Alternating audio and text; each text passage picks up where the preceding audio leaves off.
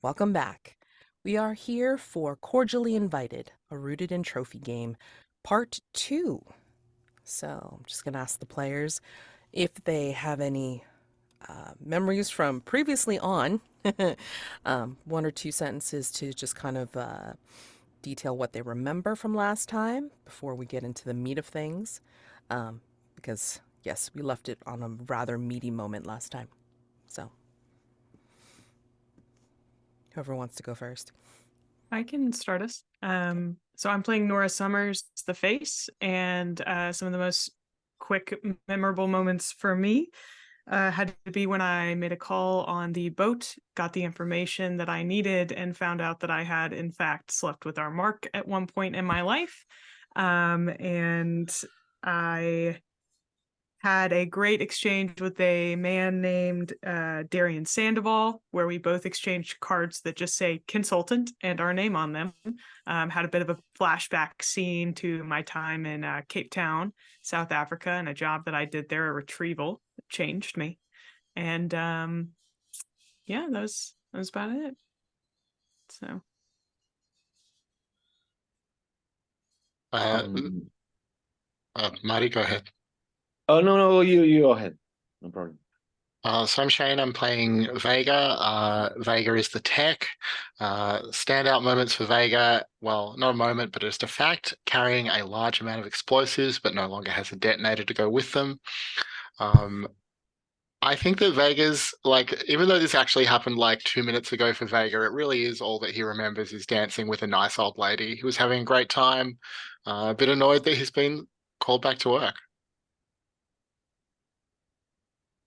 Okay, my name is Marty. I'm playing Jonas, the Crook, and I was supposed to be this international man of mystery. Instead, I get Maxwell Smart because all the things that happened. And the last thing I remember was, but before I lost my international one of my secret identities, and then instead of dancing with Jim, that was a good option. I decided to dance with a woman that I loved in a cult, but she didn't remember anything. And then they gave me this invitation to the upstairs because I was such in a bad run. I said, well, what the hell? And I went up, and I think there were a lot of guns pointing at me, so it can't get any worse.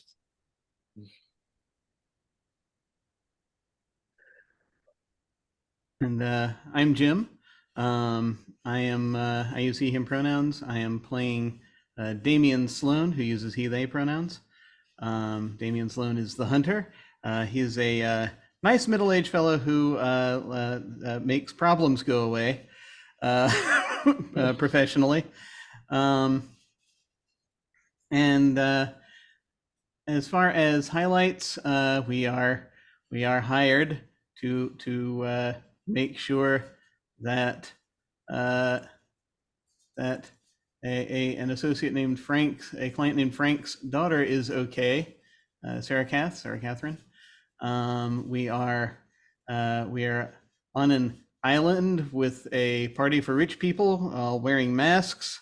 I had to give up a watch to get inside that had been given to Damian by someone I haven't said who it is yet. I can say out of character if you would like to know if it would help. Yes, it's his daughter. He actually has a daughter around Sarah Catherine's age. But it's so that's it's not engraved or anything, but it's it's important to him. So he's going to want to try to get that back before he leaves, if that's possible. If he leaves, this is Trophy Dark. And let's see. Yeah, we danced with a nude banker. Saw a servant locking a room. Managed to stumble into them and get the key from them, and then was escorted into a room from which we all came in through separate doors, saw the daughter on the screen, who said we shouldn't have come, and then a couple of people came in with guns, and that's as much as I remember.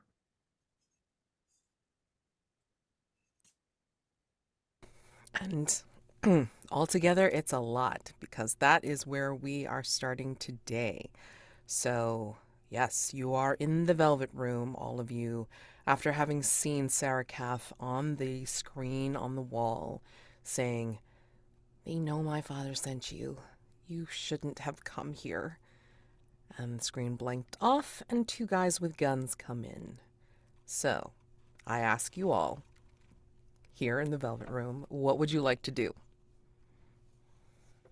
Can I ask a clarifying question? I'm not sure if this is something you'll tell us or we just have to find out. Okay. Are the guys with guns monsters in the you die if you fight them sense? No. They Okay. are just mere NP. I'm going to call them just mere NPCs, so you don't have to Mere worry about the NPCs. monster part. All right. Then I think Vega's just going to move first and say, "Oh, sorry, I think I'm in the wrong place," and just sort of try and walk right past them. Ooh, okay. You obviously Well, have business with these people. I just, I'll leave you to it. I didn't see nothing. I have a lovely dancing partner outside. okay. So Vega is going to walk. Okay. All right, let me find out what everybody else is doing, because then, like, the risk rolls are going to be abounding, I'm sure. All right, so Vega's going to walk. What's everybody else doing?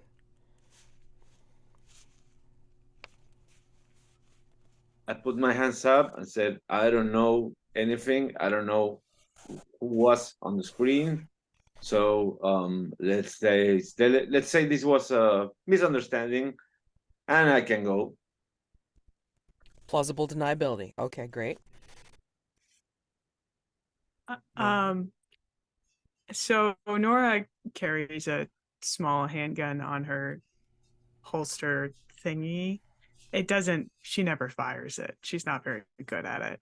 But I would like to take it out, and then I would like to point it at the group and use clipboard and say to the men, so glad you guys are finally here. Nice. And, Okay, go ahead. and I my don't know thing that who's I'm doing- doing, and my thing that I'm doing is when everyone else is doing their things to getting the attention, hopefully, of the people with the guns, at every moment that at least one of those individuals is looking away, I am taking that opportunity to drift closer to the point that I can get within arm's reach of one of them, so that I may do terrible things to them. Any specific ritualistic terrible thing you're planning on doing? Oh, it's yes. I have a ritual called Haya, which render unconscious by touch. I too have guns. I just I don't want to draw mine yet. Not until I get at least one of these people taken out. Gotcha. Because Okay. that seems to be the way this is configured. They have guns they're pointing at us, and I don't want those to go off, if at all possible. Gotcha. Okay. I'm going to say that Vega, Jonas, you both are at risk for either trying to walk or just kind of denying what's going on, which is fine. But I think Nora's going to give you both cover. So let's do Nora's move first, and then Damian, of course, your Haya will come afterwards because it's also under the cover of Nora's distraction. So, what do we think will go wrong with this? Well, they won't believe Everything. All hell will stand loose. So, they won't believe her. Okay. Oh wait, I have a better one. She'll Yeah. have to shoot one of us to sell the con. Got it. Oh, that won't be hard. For you, maybe. Oh my gosh. Okay. All right. Anybody else got something that'll go wrong? Um, one of the one of the thugs fires at somebody. Okay.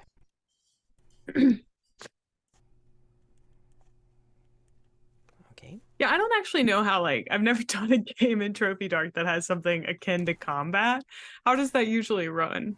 Well, it runs much, much differently because I mean, like, generally that we discourage it because it's going to be problematic. But Yeah. this is a different scenario. This is a rooted in trophy game, so it will borrow heavily from Trophy Dark, but I'm just running it a little differently because of the heist element to this. And Yeah. so I want to see what happens. Great. Okay. Yeah, absolutely. So now let's build the die pool like we normally do for a risk roll. Definitely risk to body. Oh boy. So in doing this, like a light die for something that you are skilled at because of your occupation or background. So you're going to be using, I'm assuming, Probably charm. yep, charm. And then clipboard is the dark die for doing a ritual, or in this case, in this game, it's called a knack. So one light die, one dark die so far. Now, let's get the other either light die to give you a more sporting odds. What kind of devil's bargain do we want to offer? No matter what. No matter what. What will happen?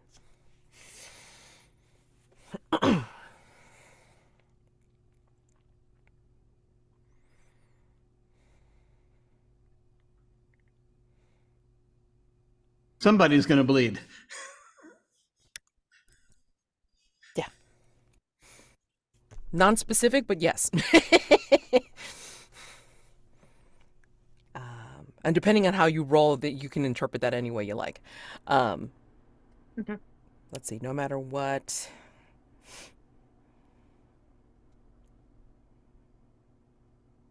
I don't know if this works, but what about no matter what, you have to go off with these guys? Ah.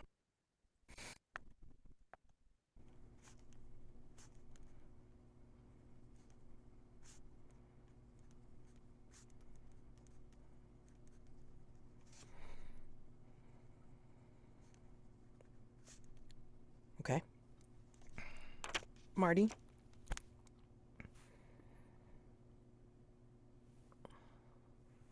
No matter what, I'm gonna do a ritual. Well, no, this has to be something that happens Okay. to No matter what, someone's gonna escape. I don't somebody's know who. gonna Someone's gonna Escape? run. Yeah, somebody's run. gonna okay. No matter, I don't know who, but someone, no matter what. I think I'm gonna go with God. Madge, tell me if the I have to go with them kind of is hard to work with, because I No, think no. narratively No, okay. narratively I have something to take you into ring 3 for that. So that is not a problem if you Great. want to take that as Okay, your then bargain. I think that's the most fun one, because I'm pretty sure the gems is just gonna happen. Um so I mean, I feel weird taking that. It just feels like a free light die. So I'd rather have a consequence. Sure. Yeah. Okay, great. So All right. can I go ahead and roll? Yes. 2 light, 1 dark, please. It looks like I fucking failed. Ooh. Oh dear. Okay. All right. Well, your ruin doesn't go up. That's Okay. great. Oh, let's see. I do still have a gun, and it is pointed. It's just not pointed at them. Right. So tell me, hold on. Let me just like double check myself here because Can you re-roll if the two highest dice are like light and dark? no, in the case of a tie, dark is always Right. counted high. So Excellent. 1 to 3, you fail and things Yeah. get worse. I describe how.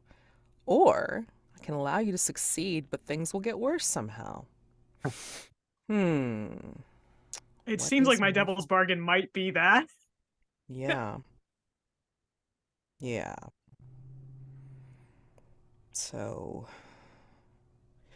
I'm gonna say, well, I'd like to hear how you believe things are going to be worse. They will definitely take you away, but I mean, if let's just say somebody does bleed, tell me whether it's you or them, one of your companions. Oh. um, I think.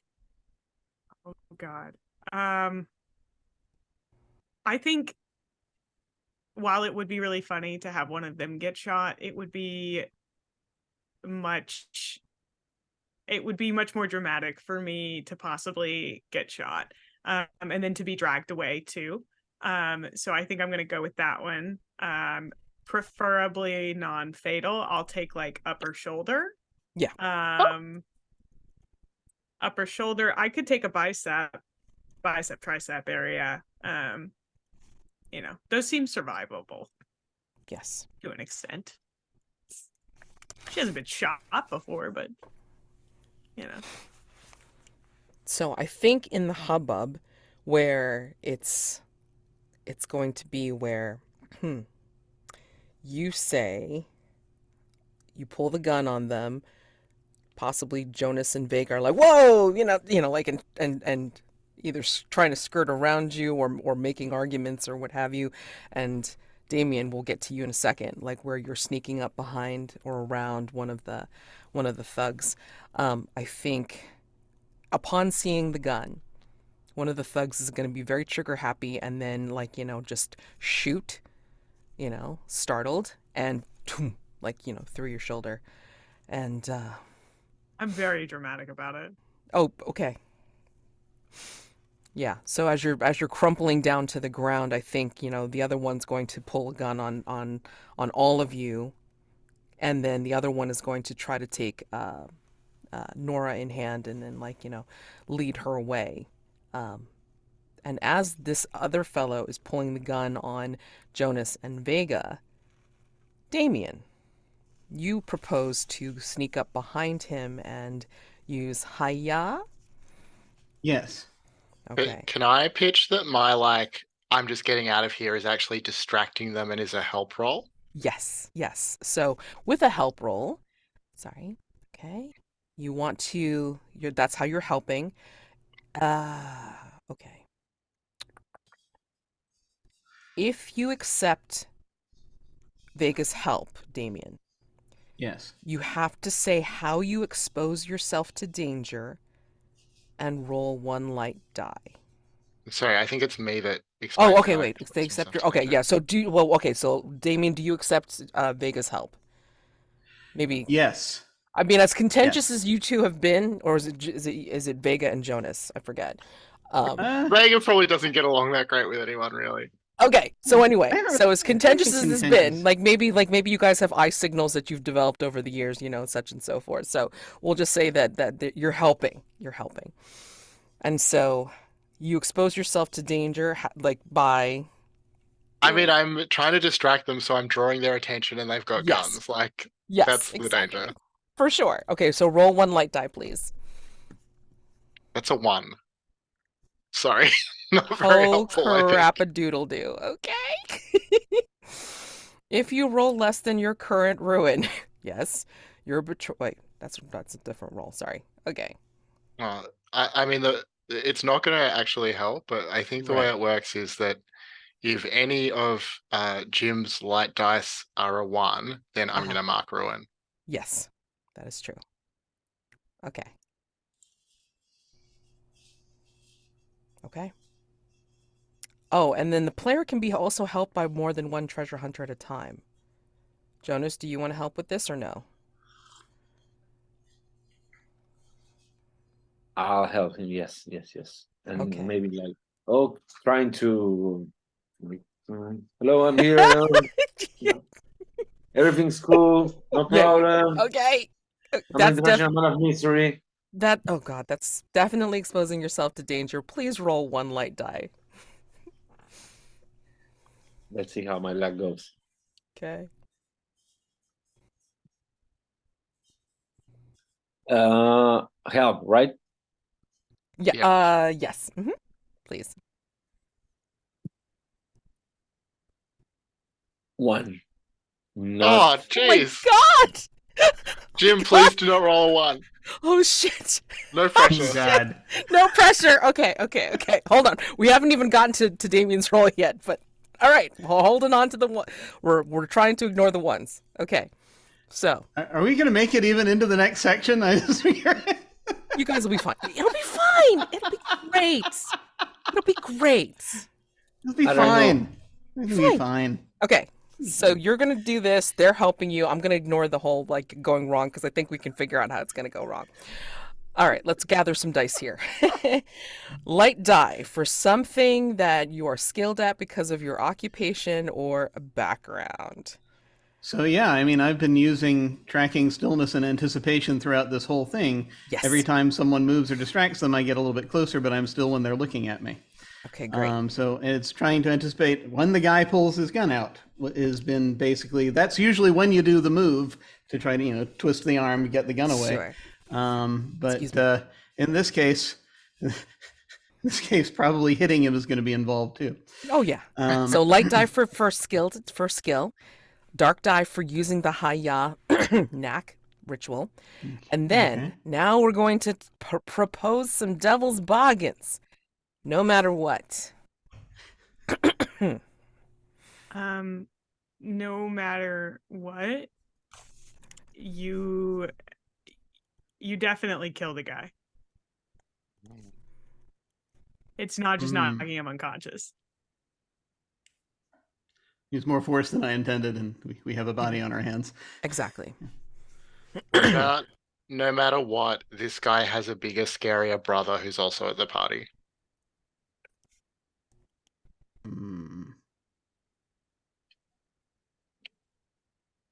no Go ahead. matter what, the old lady of Vega, the one which she dances, enters the room naked.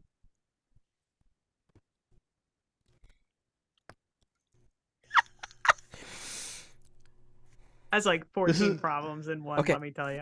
Yeah, that involves like a whole bunch of other stuff. Okay, my proposed devil's bargain is that as you are able to do this and the guy goes down, perhaps, either way, the gun is going to go off, whether it because it accidentally fell or he manages to get a shot off before you're able to render him unconscious. If I get shot a second time, it's Oh all my of y'all's God. heads. So, do you want any of those or No none pressure. of those? I mean, as I've got to say, as fascinating as the the option to as Marty's option was, because I kind of almost want to see where that's going to go. I actually think the thing at this point narratively that might have the most juice is that no matter what happens, this guy's got the big brother option. Basically, he's got a bigger brother who's gonna know and cause trouble. Basically, Okay. I think. Okay. Give me half a mo. Okay. So 2 light die, 1 dark die, please, for your risk roll. Okay. And let me just like look over that help roll one more time. May include your roll's result when calculating their success, but if your light die's result matches any of the dark die rolled, then those helping players mark 1 ruin. So 1 light, 2 dark. 1 light, 2 dark, please. Gotcha. All right, I am going to press the button now. Go ahead.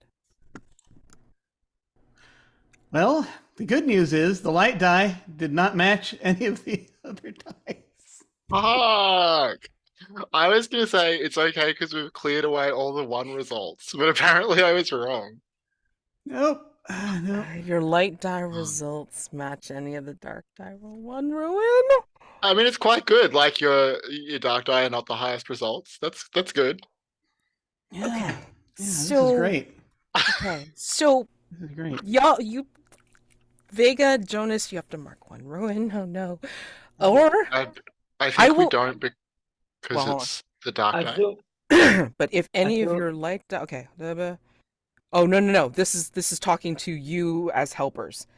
So, if your light die's result from the help roll matches any of the Oh, you're dark right. die Yeah, sorry. rolled, I misread it. mark 1 ruin. However, I'm going to say if Damian decides to re-roll, I won't worry about it. So, do you I want mean, to we risk it for a biscuit? Because 2 is not very great. we may as well go for broke. I think at this point, really. Okay. What are the odds that you roll another 1? Don't say that right before I roll. 2. Damian, 2 light, 2 dark. 2 light, 2 dark, please. 2 light, 2 dark. Is that right? Yes. You add a dark die and reroll? Okay. Yeah. All right. 2 light, 2 dark. Okay, here we go. I thought it would be 1 light, Wait, 3 dark. Sorry, did you have That's what I 2 was light die wondering. before? Because you only I rolled had 1 light die die before and I had 2 dark dice. Well, you took a Um, devil's bargain and used your skill, right? Shouldn't that be It should be That's 2 your light. die? Okay, so wait a second. Well, okay, so what? All right. Wipe that because it's like I missed it. It's like it should be 2 light, 1 dark. Yeah. 2 Oh, light, it should have 1 been dark. 2 light, 1 dark? Yes. Okay. I was wondering, I'm like, wait, this looks weird for some reason. And then it wasn't until you said something changed. Okay. Thank you. So, okay, we're not even going to count No, this one. We're just going to say this next Okay. one, 2 light, 1 dark, okay? So, Okay, 2 light, 1 dark. yes, please. Okay. All right. I will roll 2 light, 1 dark. Sorry, I was hearing 1 light, 2 dark for some. Okay. 2 light, 1 dark. I will now roll 2 light and 1 dark die. This is a slightly Oh. better roll. No, this is, okay, this is an excellent roll for the helpers. We helped. Yay! Well, we didn't You- really help. We Well- just didn't get hurt. Right. You succeeded, but your ruin goes up by 1 because you got Oh, good. a 6 dark. Oh, I think I hit 5. I think I hit 5 ruin. You did Yeah, hit welcome. 5. What? Okay, so several things happen right now. 1, you've hit the wonderful 5, which allows you to get a reduction roll, and I will read that off in half a mo. But your ruin goes up to 5, and so I need you to tell me first how your environment, the forest, the dark forest, is affecting you in this moment as you succeed in doing what you said you're going to do.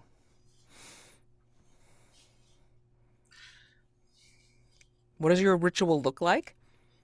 And My how does ritual- it change you? Yeah. Okay. So, and the thing we decided, the no matter what we decided is that he's got a bigger brother. Okay. So, how does this affect me? Mhm. So, the way my ritual looks is it happens very quickly.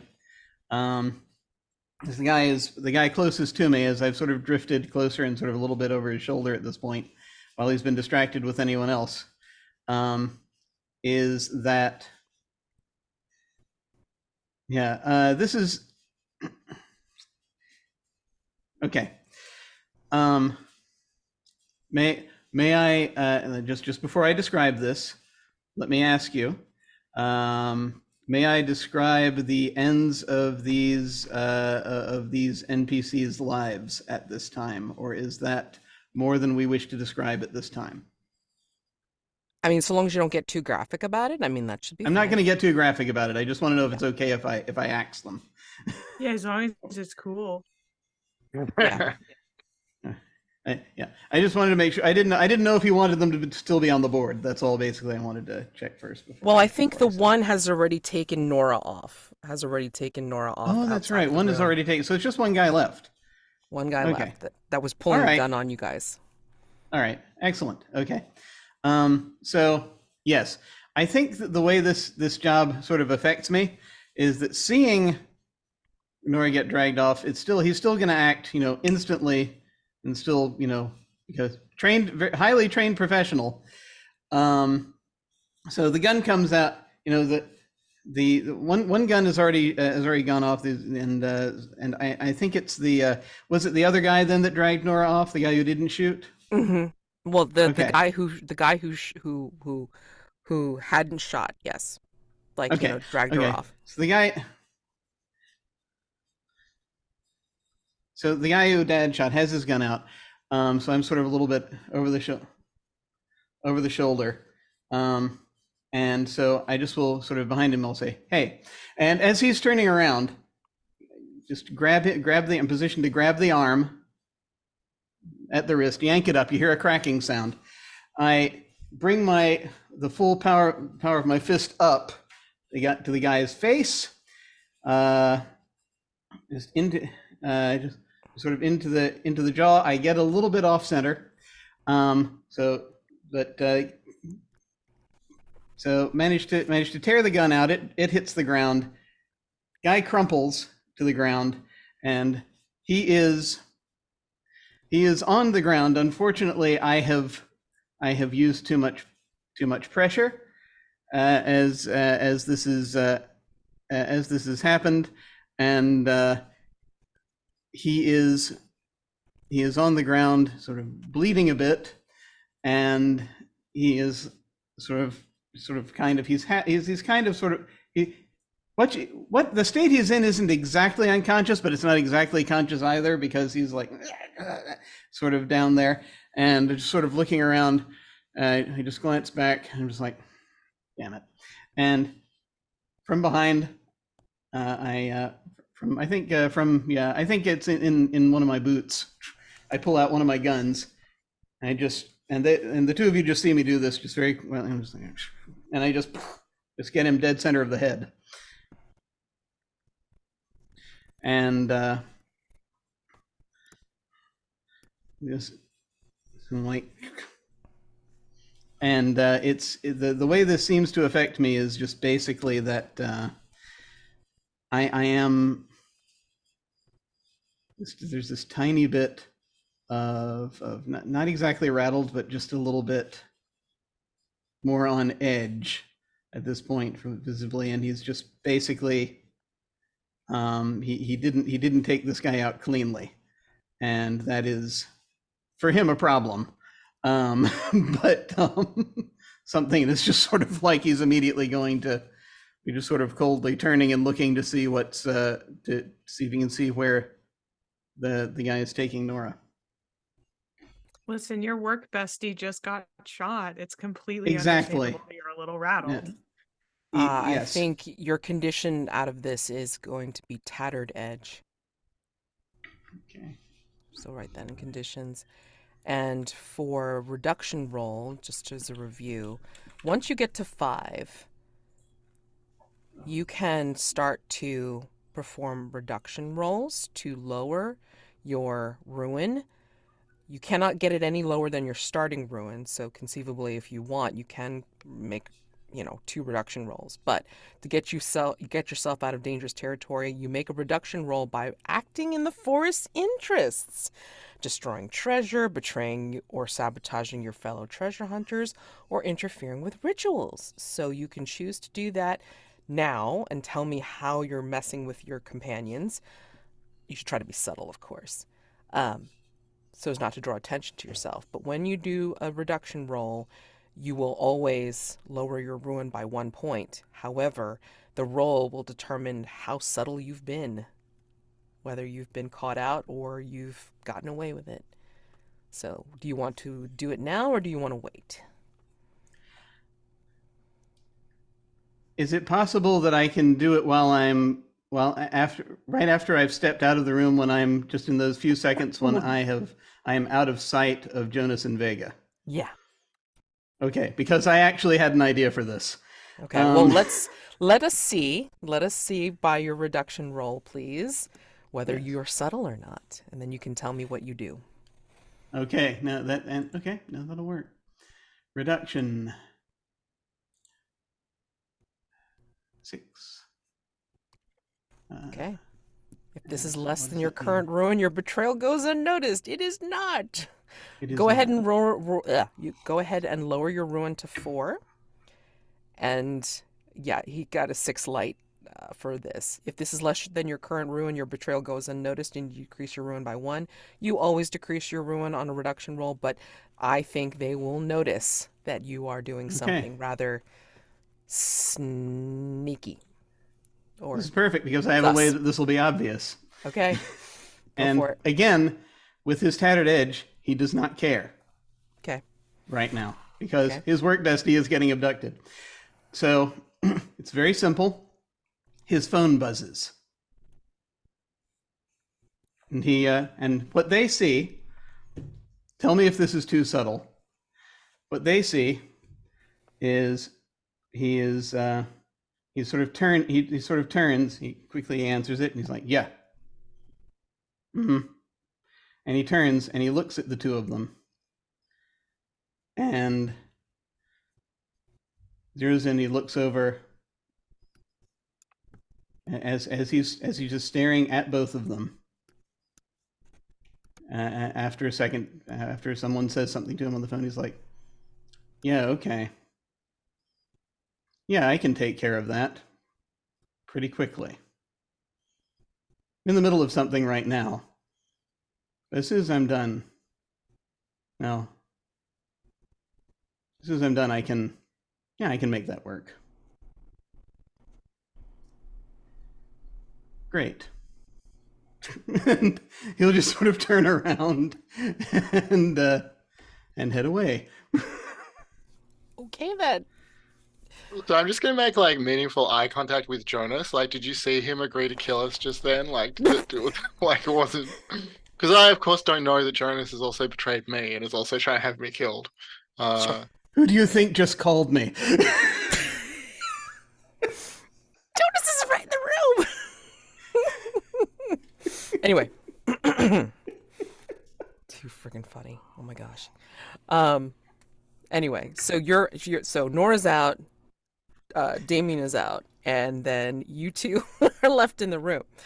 However, I'm going to say, as we enter ring 3, okay, I'm going to say that one of the panels in the velvet room slides open as you two are looking at each other, Vega and Jonas, and the panel slides open, and there is a woman coming in.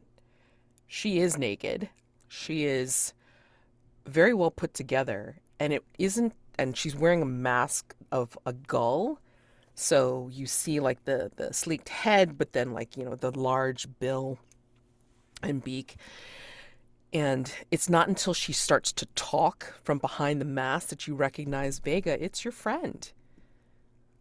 Oh, there you are. And she actually comes up to you. Yeah. Hi, darling.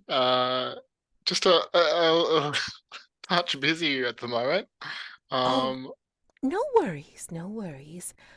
Your But friends. my friend Jonas would love to spend some time with you if I could just excuse myself for a moment.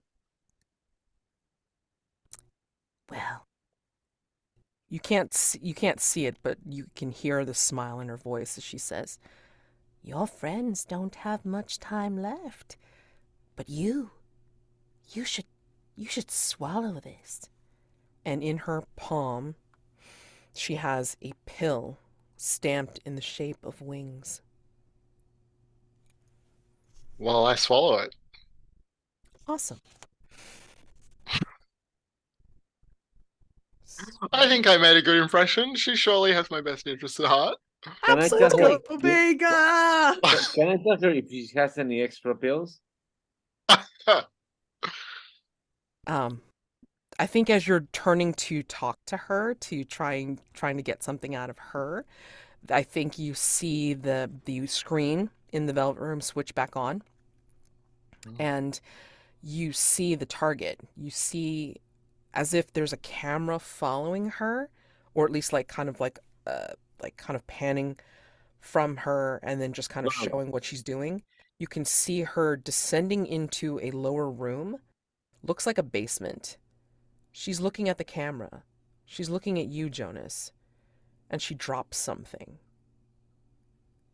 It looks And like what does she's dropping that ID that you left in the Oh. box. And she's gesturing. She's gesturing for you to come on. Well, I go, what's my choice? Where do I have to go up? Do I have a stairs or something, or Yeah, I mean, like you can leave through any of the entrances out of the room as Vega swallows this pill. Okay, so I go running downstairs. Mm-hmm. Yeah. I think as you're running downstairs, did you imbibe a lot, or did you take any of the drugs? I'm just curious. I don't remember. No, no, no, I didn't. Okay.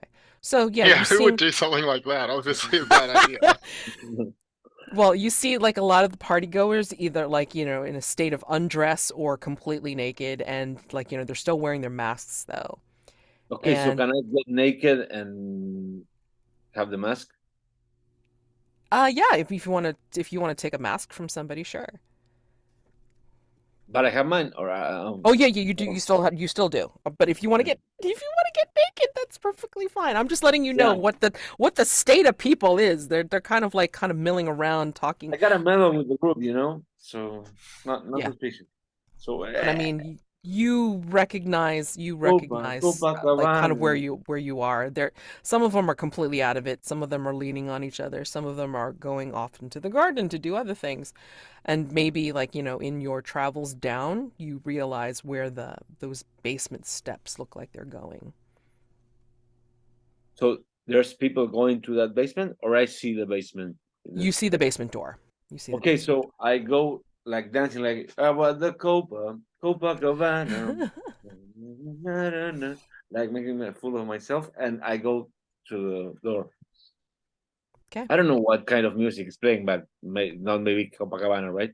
Yeah, it was shotgun.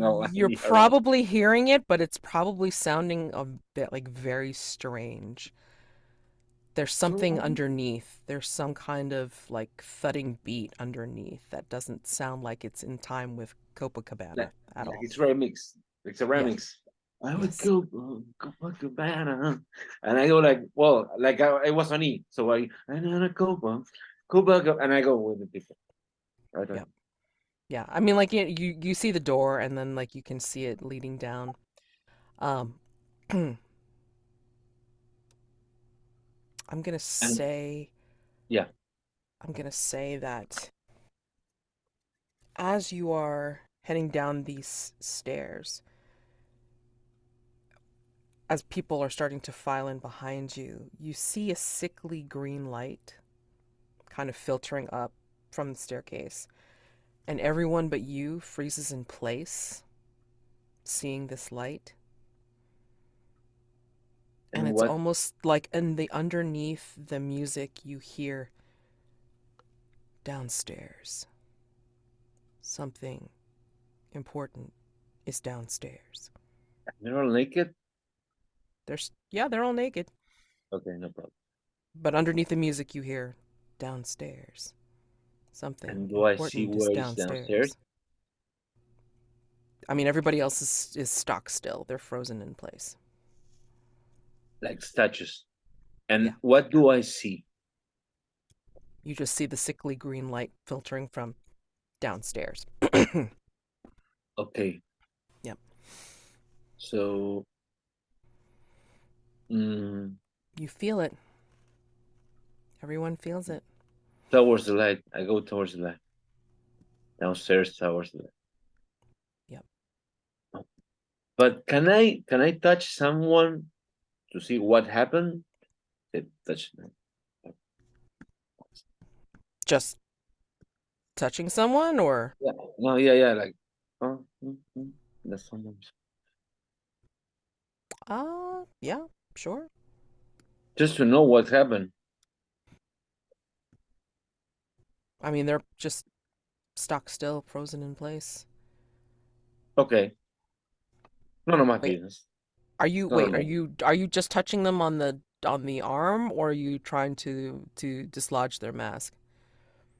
No, no, no, no. I'm not trying to dislodge your mask. No, no. Okay. Well, I go downstairs. Okay. Give me a sec. All right. So, Nora, you're being dragged off. I think would you say that you're in shock, or that you're conscious? Oh no, Nora's definitely conscious. And she's bitching about it the whole time. just an absolute pain in this guy's ass. How smart would you say he is?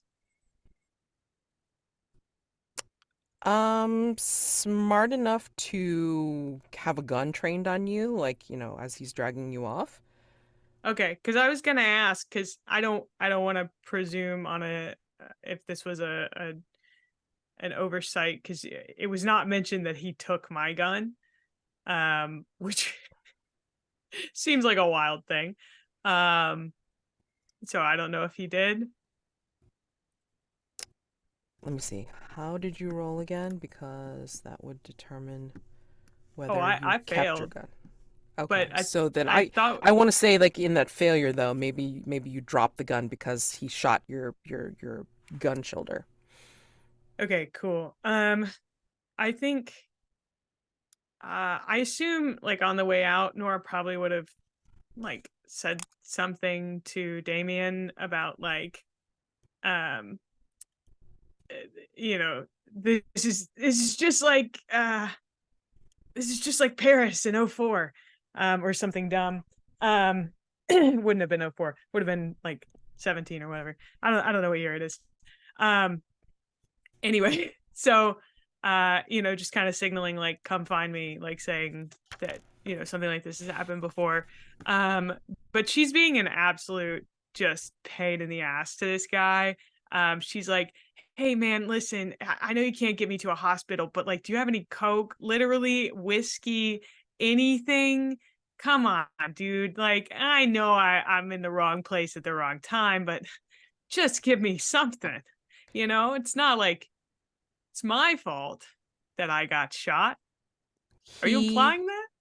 he will just kind of give you a disgusted look, and then as you're traveling down the hallway, and there's all sorts of rooms around you. There's all sorts of, like, it's almost like the patterns on the wallpaper here are starting to blend together, and then kind of you're almost going past them way too fast. And as you go down the hallway, these figures on the wallpaper start to coalesce and meld and twist with each other in very erotic ways, as if they're moving. And as you're going down, he just gets this disgusted look on his face and just says, "Fine," and then shoves you into a room. When you get into this room, there's a tent in the middle of what looks like an enormous indoor pool.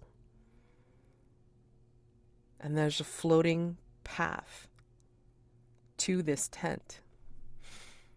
There is someone reclining in this tent, wearing a very ornate owl mask. He's reclining with what looks like the finest linen gilded in gold, and kind of raises a goblet to you and says, "Oh, just the finer things in life, then." Nora's going to take a second to dust herself off, and then she's going to realize she's still shot, and then go, and then go, no one told me Dionysus was in attendance. I'll take that as a compliment. Come. But she's gonna. Yup. Okay. And he's going to, as you make your way, like, towards him into the tent, you realize that he's not just reclining in the tent, but there is a carpet of humans that he's laying on. They're just laying there, naked, just kind of entwined with each other, and he's laying on them, floating. I bet they're so warm, dude. All right. And he will offer you a goblet of whatever it is that he's drinking and say, "An offer, then. Is that what you want?"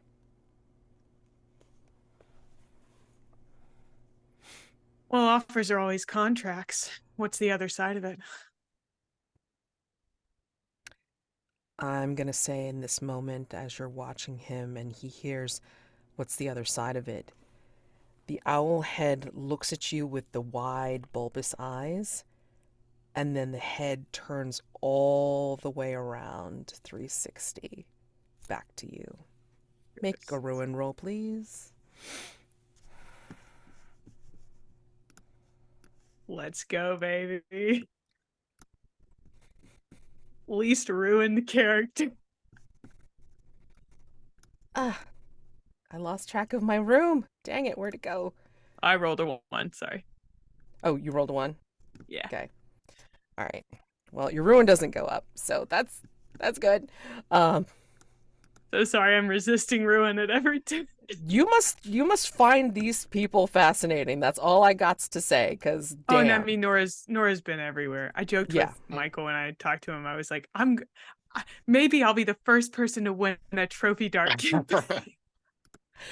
Well, you can win, but what does that really mean? What you does know, that really say it. mean? What does that I really think- mean? I think Nora truly is kind of understanding, like on a certain level. I wouldn't say she's like dissociated, but there is like a bit of her like shock at being shot that is helping her to get through this and process it. It's like the adrenaline. She's not necessarily being like, I'm not seeing this, but like the dreamlike state she's in already is helping to move that along. So Yep. All right, awesome. Okay. Pardon. For some reason, I cannot get back to my trophy room, which is killing me. Let me see if I can get back in there. Come on. Ah! All right. I'll handle that in half a mo. Okay. So, Jonas is heading down to the basement. Nora is being offered something by this dude. Damian, I think you're making your way down. And somehow, even though it was only a few seconds, you lost track of them. Who knows why? And who knows why this is acting up? Let me see. Okay. All right. And I'm going to say that all right, so this is imagine a panel, because I'm going to involve both Vega and you. There's a panel here, like a split screen. As you lose track of them and then you enter into a room like randomly and you think that you are presented with some statues that seem to be in strange positions, but they look positionable. Let's put it that way. I think Vega, as you are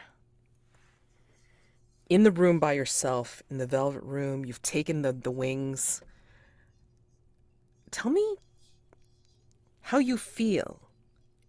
I think you swallow it, and then like the after image of the wings just kind of gives you this sense of like flight and weightlessness and just being outside of your own self. Well, What that is is much better than I expected to feel like after taking the strange drugs. Right. Well, I guess I just feel great. I'm having a lovely time. I've met this awesome woman. Where did she? Maybe I'll try and follow her. I'm just having a really great time. I'm so happy that we took this job. Maybe I'll take my pants off just to like ease into it a bit. Yeah. Yeah, I think, maybe you shed your pants as you are following this woman out. I mean, you're following her beautiful naked form, like you see the back of the mask. It almost looks like the mask has taken more of a form around her face. Mm-hmm. Like now it's like a full head mask, so you see the back of a gull's head, on the back of her that's head. hot. Yeah, yeah. So I mean, like, yeah, you're just following her, and That's she's leading is you she, like, into this. younger. Sorry, just one word. This is the older she woman. younger? Is This- she remains Yeah. or not? I'm She's sorry. just a very attractive older woman. She has the same age. Yeah, right. So she's the older woman. I think again, like in your shifting dream, it's like it goes back and forth between, following her naked form with the gull's head, but then she looks back at you, and maybe you see the younger girl that you thought was related to her as she turns back and looks at you with that flirty grin, and then she turns back, to lead you away from the velvet room somewhere, and it goes back to a gull's head, the back of a gull's head, and she leads you out. And then she leads you into this room where it looks like, if you watch your hands and your arm go, I mean, like, it's almost like you're in kind of like a like, doubling, tripling, because it's like, it's almost like psychedelic colors and such. But it looks like you are in a room with her, and then there's somebody else there that doesn't seem to be moving, and they're in a weird statue position as well, but posable. And then the split screen is showing you do this, and then Damian's screen is showing him contemplating these posable figures, one of whom is wearing a gull's mask, the other one is wearing the mask that you wore, Vega, and then this other person is in a mask of like what looks like a peregrine falcon. And there's like some kind of sign that hangs down, Damian, that as you're looking at these figures, and goes, it's like, arrange us for a surprise. I don't have time for this. So first off, Damian's first instinct is to ignore the statues and the sign. And at this point, since he's lost sight of the people that he's following, Mhm. he knows Nora was bleeding. He's going to try to find a blood trail if he can. Gotcha. That's sort of what he would. That's kind of what his initial sort of training is going to kick in with his tracking. You go back out in the hallway and you realize that the blood trail, like kind of like intermittent splashes or whatever, leads you back into this room with the three figures, three Yeah, I figured. posables. Well, yeah. I thought so. I figured it comes this way, so I'm just sort of looking. When you in come back room, into the trying to room, see. the posables have switched into a position that Vega and the old woman and the other figure have gone into. Great performance art, and is he's gonna look. He's looking at the floor in the room to see if he can see where the blood trail leads. It leads past them and into the wall behind them. Okay. So he's gonna go. He's gonna. He's not really looking at them at the thing. I know that the posable figures is where the plot is, and I apologize, but for verisimilitude, he's going to follow over to the wall for a moment to see what he can see if he can see anything weird about this wall. Sure. First, that's going to be his first instinct. Okay. Well, you go, excuse me, you go into the wall and you're examining it. And as you're examining it, we see the split screen of Vega, like with this woman. And I think, she will come up to you with her gull's head, and like you're facing her, face on. And then she's kind of like presenting her gull's beak to you as if like for some kind of embrace kiss kind of thing. And then you feel the other person behind you, like kind of edging up to you as well in this erotic tableau.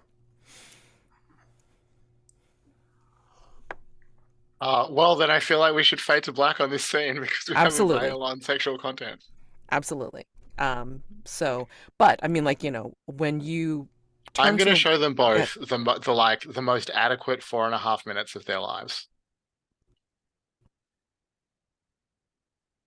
I want to know, at least at the very least, what Vega is feeling in this moment as he is living it up for this 4.5 minutes. Oh, he's having a great time. Like Donna Summers, I feel love is pounding in his head. He's relaxed. He's just having a great time. He's What's happy, like he thought that the old woman might be a little demanding. Now there's someone else to help out. Like it's mhm. going to be easier for him, and that's really his priority at all times in life. What's So the yeah. soundtrack? What's the song Ah, that's swelling in your head as this is yeah, yeah. happening? Donna Summer's "I Feel Love." I don't know if that's really something that Vega would think of, but that was the first thing that came to mind. That's fine. That's fine. I think well then that's what he hears. Yeah. And I'm gonna say, hold on, let me think if I can make this.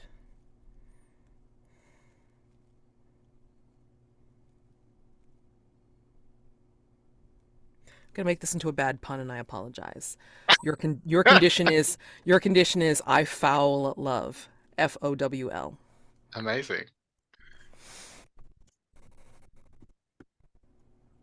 And Damian,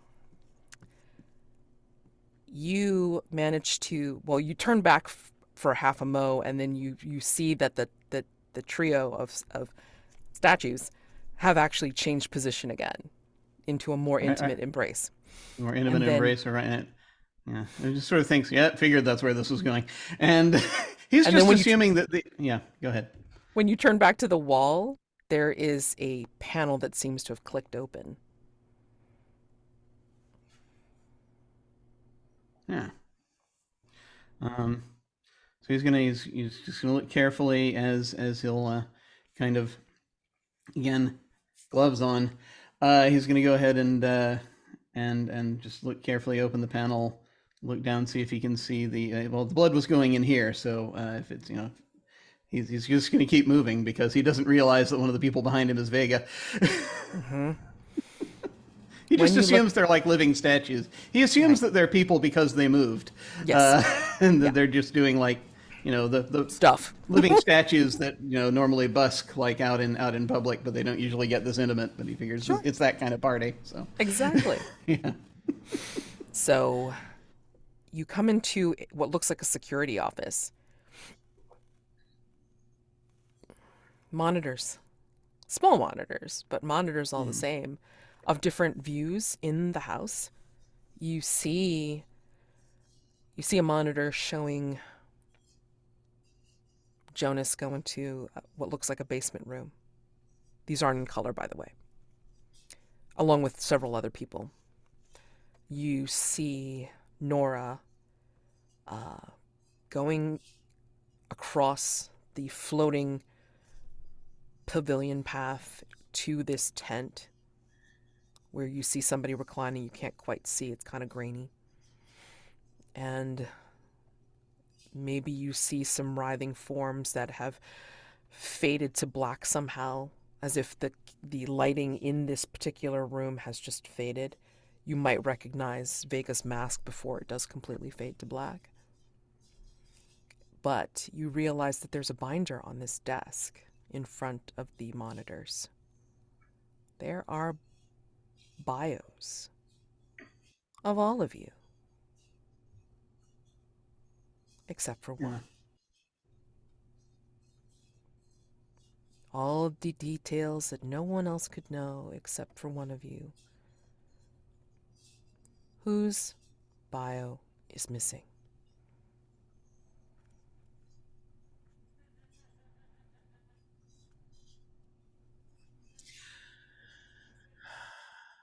I think. Let's see.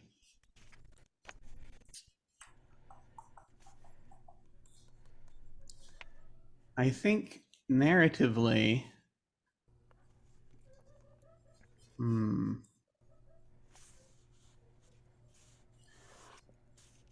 think the most interesting bio to be missing might actually be Jonas's.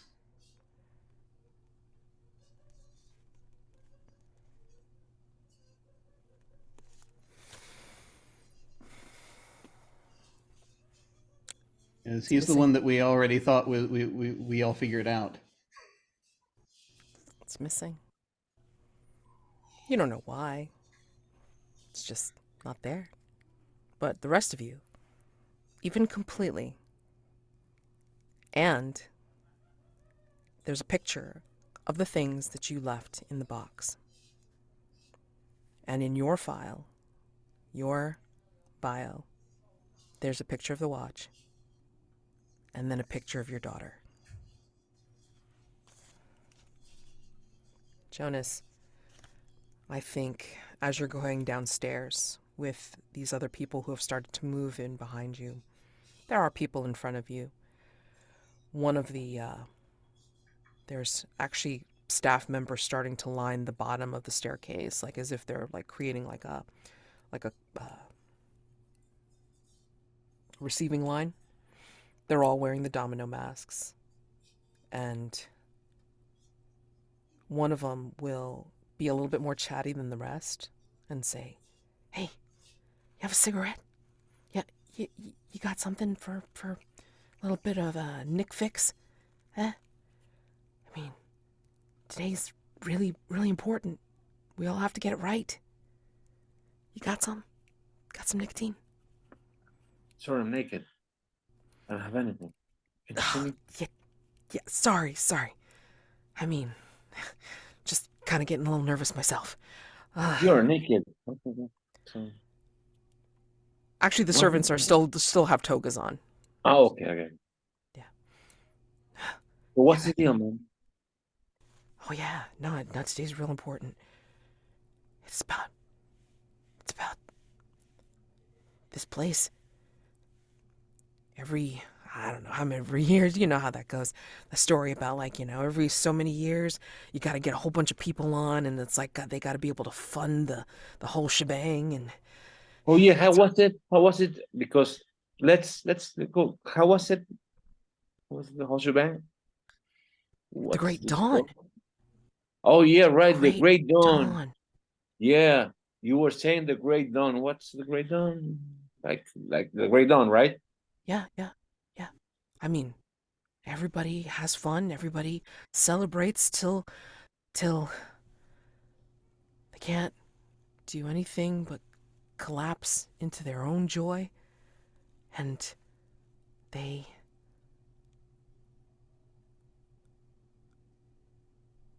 party until the break of dawn, until we break at dawn. Okay. And you see his hands like come out of his toga and just like they're looking like really nervous. It's like, I think I said too much. Let me find out from the others if maybe they have like some like, Siggy like, hidden in the mask or something. And then he goes to the next person and it's like, you got some, you got a Nick fix. I mean, like, that's all I need. And yeah, he leaves you with that, the Great Dawn, as everyone files downstairs, naked, through the receiving line of these servants in their domino masks. And we are going to take a 10-minute break as we leave ring 3, and we will enter into ring 4 when we come back. Okay? So 10 minutes, the 29 mark, according to my watch. Okay? See you then.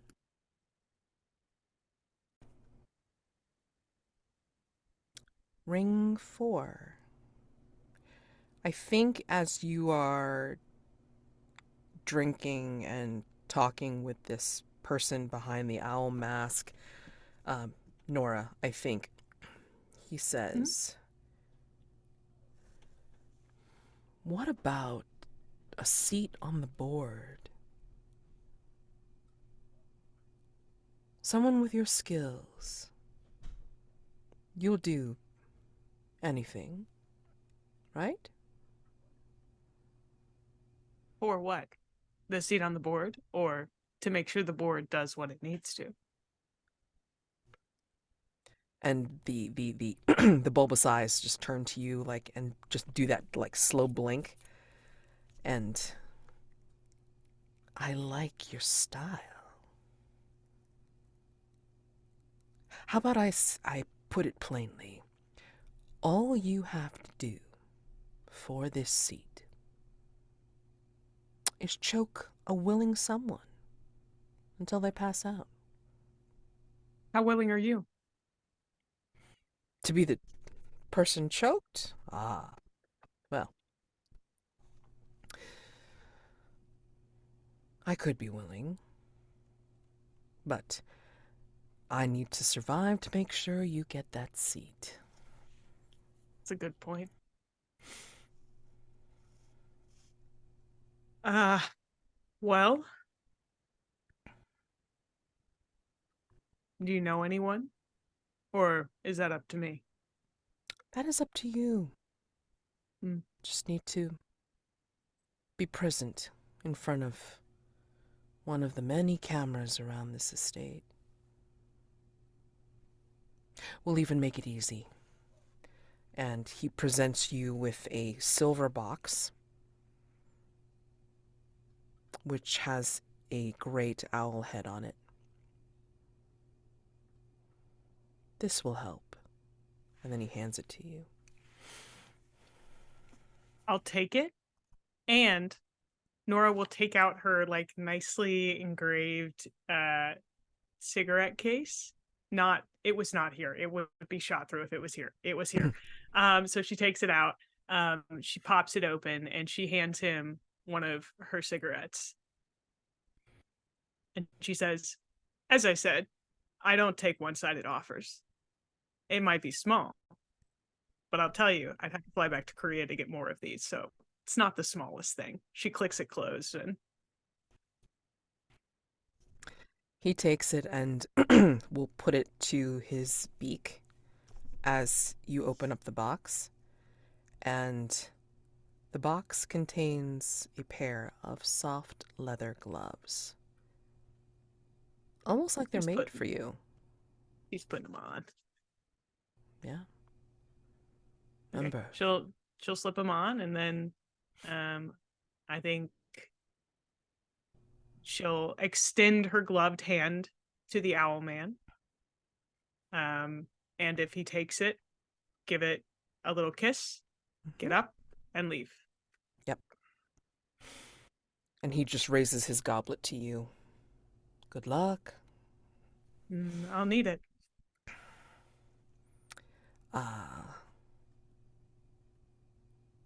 Vega, I think as you come out of this darkness, psychedelic darkness, I must say, because there's also a lot of multicolored lights going on, and you're not sure whether that was from the drug or from like the actual like multicolored lights that's going on right now.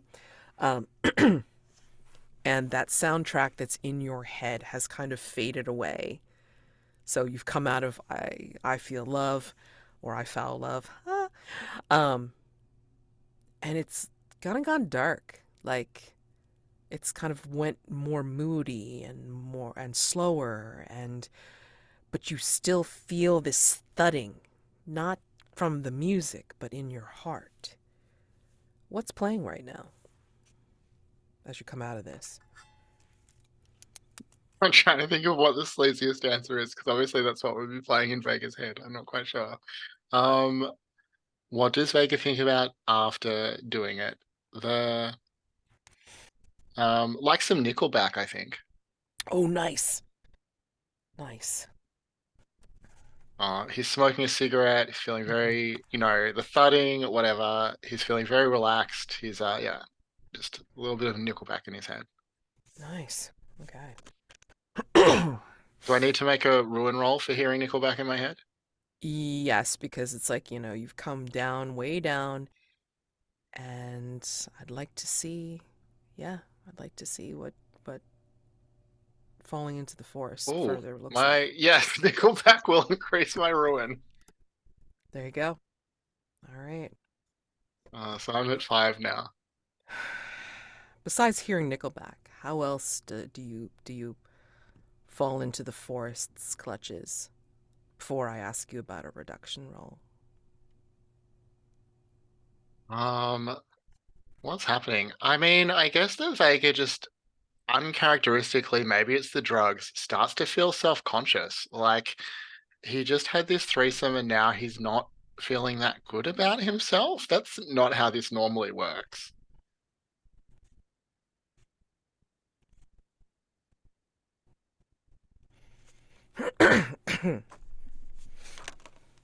And I think as you're feeling this, I think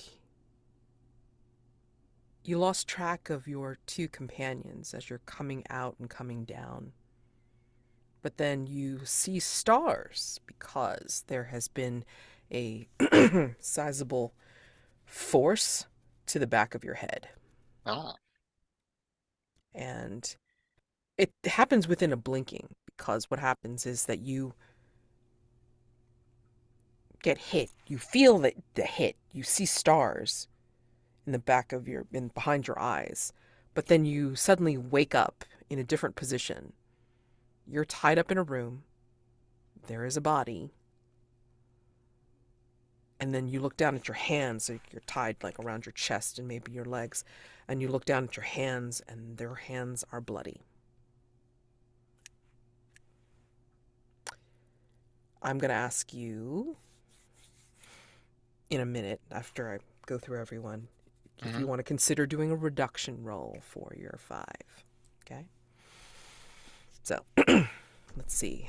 Damian, you are in this security office, having seen that all of you, except for Jonas, have your bios here. Plain as day.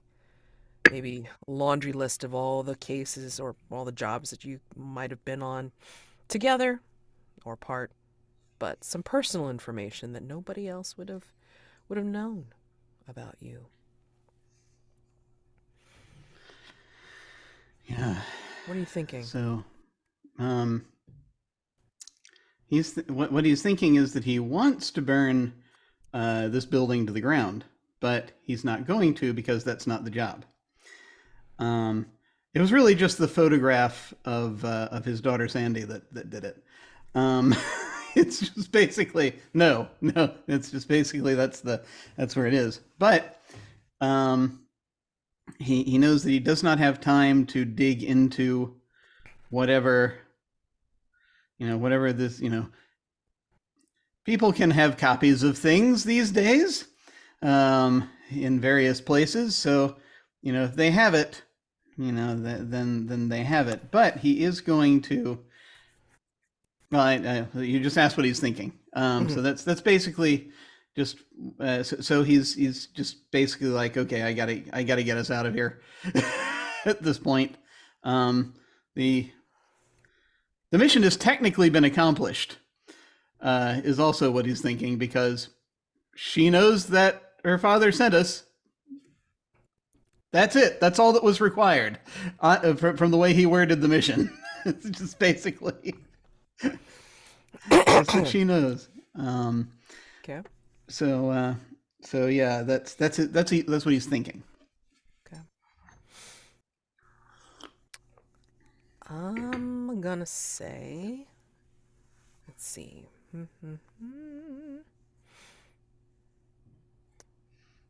Do we want to see? You don't see anything out of, you don't see a way out of here, at least not apparently at first. However, you notice, excuse me, you notice through one of these security monitors that there is a bigger, scarier version of the guy you killed, stalking his way through the halls and finding this guy's body, and then looking around, and then seeing, almost as if he knows that you're there, and he's looking right into the camera with this look of, I see you, and I'm coming for you. And he's looking very huge in the monitor, almost as if the camera is zooming in on his face. On his horrible, menacing face. Pardon. And you can't hear him say this. You just see him mouth it. And yeah, he's coming for you. And I'm going to say that as he's staring at you through the camera, and the camera zooms in, I'm going to say that you notice he opens his mouth unnaturally wide. And then you hear a scream, but not from the monitor. You hear a scream as it's coming from just outside this door, as if it's very close. What do you do? Okay. Would you like to take a so- ruin roll for having seen this? Yeah, this is the first supernatural thing he's seen that he actually registers to him as not normal. Right. So Go ahead and take a ruin roll, please. go ahead and see what I can do with my ruin. Here we go. Back up to 5 we are. Oh boy. Fun, fun, fun. Okay. So I ask you as well. It's like if you want to take a reduction roll, then you have to decide how you want to betray your companions. Excuse me. And then we'll get back to you and find out exactly how you're going to do it. Okay. And if you want to take, if you actually do want to take a reduction roll, Jonas, you're heading down this staircase, and you are accosted by one of the servants, and he told you about the Great Dawn.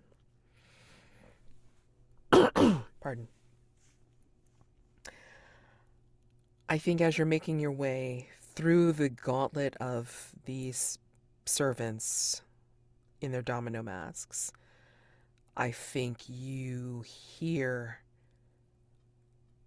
what sounds like a combination of bird screeches and, let's just say, ecstasy in the moment. Okay? But you see the shadows on the wall as you make your approach. There's a line of people ahead of you, but you can see almost as if there's a big room that's further along, but you can see shadows and silhouettes from this room. And you can see these figures writhing together and apart rhythmically, but then you realize that they're screaming, they're raising their heads, which seem to blend in with their masks, or maybe they're not masks anymore, and they're screeching. They're calling out to each other, and it's like there are shapes pushing past the masks, as if the masks are being shed, but bird-like beings are bursting through. And the hands are no longer hands, but taloned claws. These are the shades and silhouettes that you see. And you're close to some place that sounds like it's outside, and you hear wings beat. Large wings. Please take a ruin roll.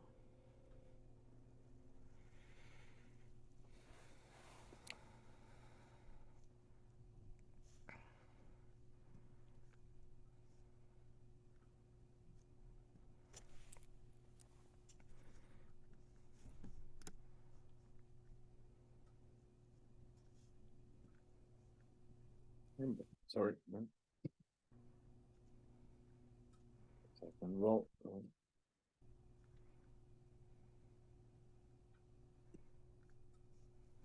Some problem here, but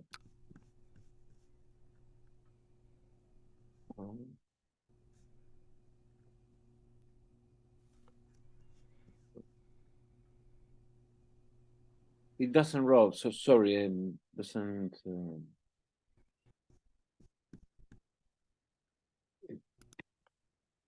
Is it showing... Sorry. Is it showing you the roll button for ruin at all? Yeah, Okay. but I press and nothing happens. Interesting. Huh. You may have to refresh. Like, stay on Okay. that page, but do a refresh. Okay. Try that. See if that works. So what's your name, Marty?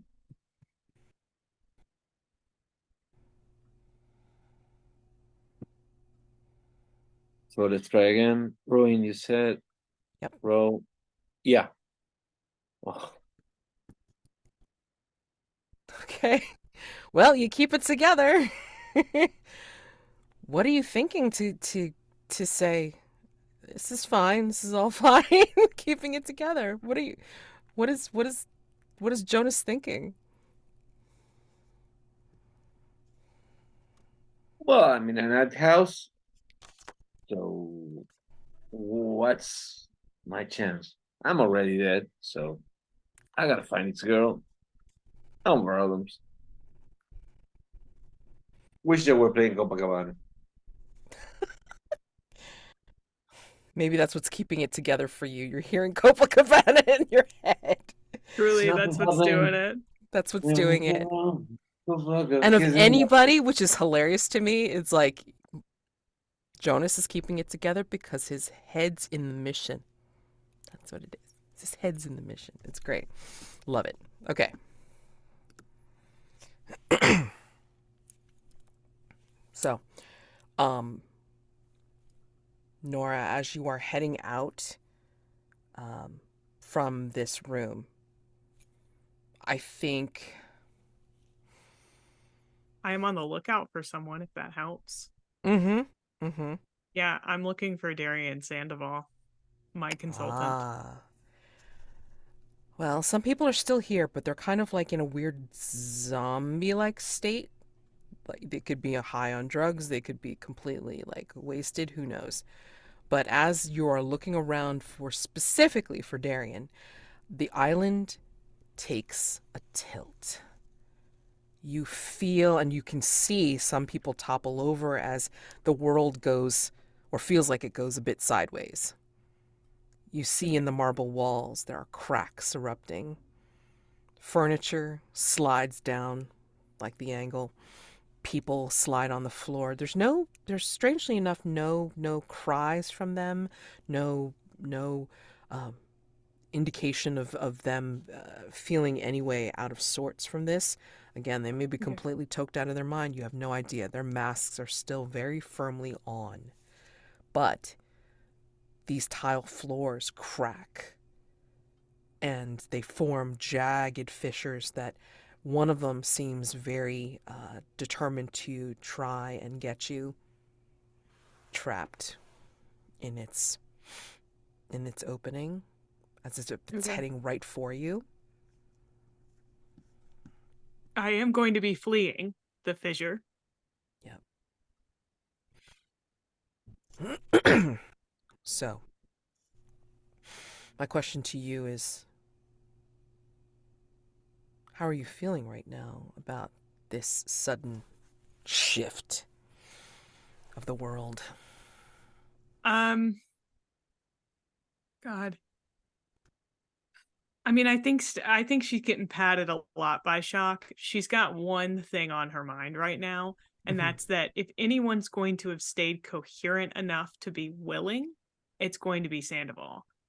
And because she got the vibe that he was not here for the drugs, and probably was here to watch things happen the same way she kind of likes watching things happen. And so she's kind of got this singular thing because she definitely took to the willing part of that instruction. And I personally, as a player, don't want to do PvP, so I'm looking for the one NPC I know. Okay, that's fine. So that's I mean, unless I can find Raven, but so we may have done that before. Okay, who knows? So just I think that's what's kind of keeping her. She's just like, it's just the whatever is happening right now is what she's focused on, and that's she's feeling determined and focused, because I think in her head she knows like she's probably not going to die from this wound, but it definitely will get her to pass out eventually. So she wants to try to cement this thing, this drive that she's been given, before she passes out. So I think let's push you into a little bit of ruin because of this. Your world literally tilts. And metaphorically, too, if you want to consider your mission, your focus. So let's see how focused you are. Take a ruin roll, please. My first ruin, baby's first ruin. I got my a gosh. 4. Okay, up to 4. Alrighty. My condition just tilted. Okay. I mean, how else do you feel that the forest is starting to clutch at you? Oh, I feel like in this focus, she kind of feels that same out of control feeling that she got that night she did Blue and slept with Raven, where she is kind of abandoning the job in order to pursue a selfish thing. And she's starting to realize that maybe she's a lot more like her old mentor than she'd like to admit. That she's turning into this consultant archetype, the person who will do literally anything to get the job done. And in this case, and in their cases, almost always it's a selfish thing. So I think that's probably how she's like having this inner kind of battle that she's losing about that. Right.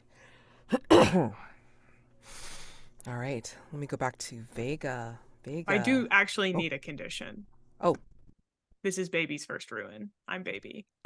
Okay. Alrighty. Huh. Let's see.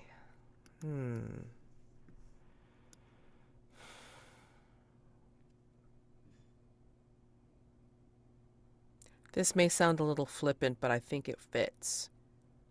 Tilt-a-whirl. Tilted world. Whirling emotions. Love it. Thank you. You're welcome. Okay. Vega. You woke up. You're tied up. Your hands are bloody. And I think in the room that you see, again, you see a body. You can't quite tell. You see just... they could be sleeping. They could be completely out. You don't know. You only see like the shadowed lower half of them next to you. And I think in the room that you're in, that has like a window, like a glass window, and you see shadows cast on the wall. And I think as you're kind of looking at these shadows go past, I think you're seeing like crests of feathers or long beaks or even like narrow hooked bills. And they seem to be talking to each other. You can hear like squawks and trills and chirps.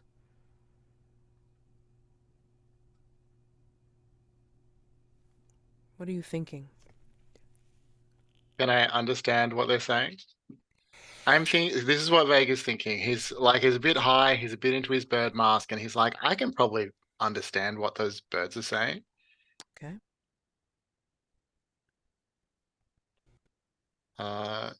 Can I do does he get it? I assume he doesn't really get any sense of it. So I guess failing that, he's thinking about trying to get out of these ropes. Okay. That's fine.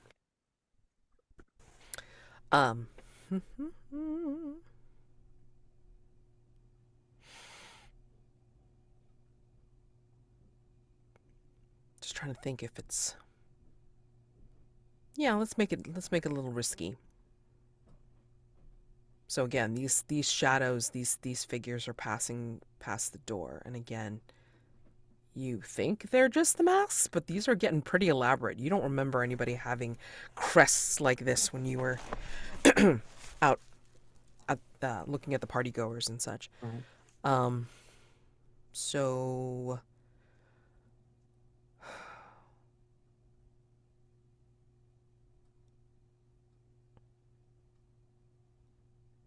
I don't know if we want to combine this. You know what? I'm not going to make it that complicated for you. I'll make it complicated once you start to try to get out of this room. Let's do it that way. So, yeah.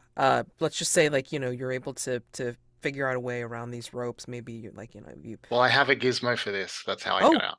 Excellent. Okay. Yeah. Alrighty. And then once I'm out, I'm going to see if the body on the ground is someone I know.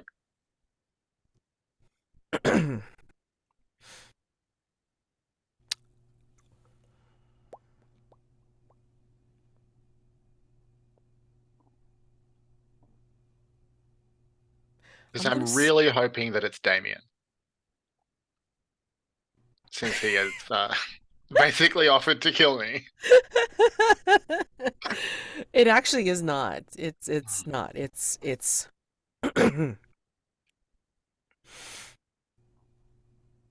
it was someone that you don't know and don't recognize, but it's one of the masked guest party goers from outside.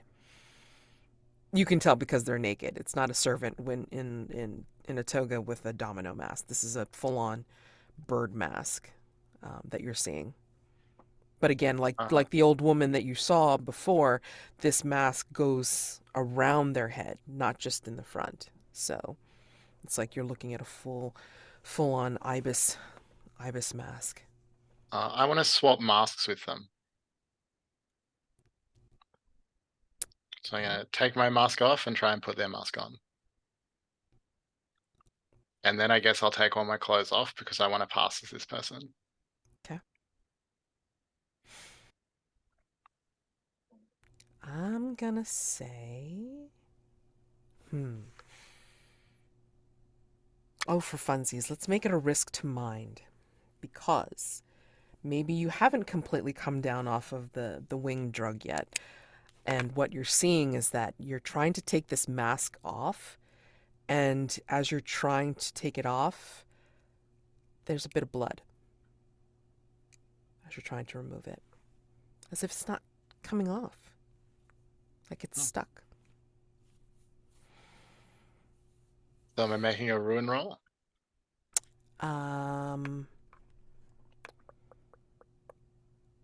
Yes. Let's make it a... Oh, wait, hold on. I should ask if you wanted to make it. Okay. I don't want to push you like so far yet. Oh my god, we're still in ring 4. Lord. Yeah. I'm not going to make a reduction roll at this point. I'm going to wait Okay. for the perfect opportunity before making any reduction roll. And if I die, I die. That's fine. Okay. If you do pass on, I'm going to say that, you are going to definitely help be one of the monsters that they come up against. Oh, that's even better because that means I might get to kill Damian. So it's just perfect all around. Oh my god. Okay. All right. So yeah, let's go ahead and do a rune roll. That makes All right. sense.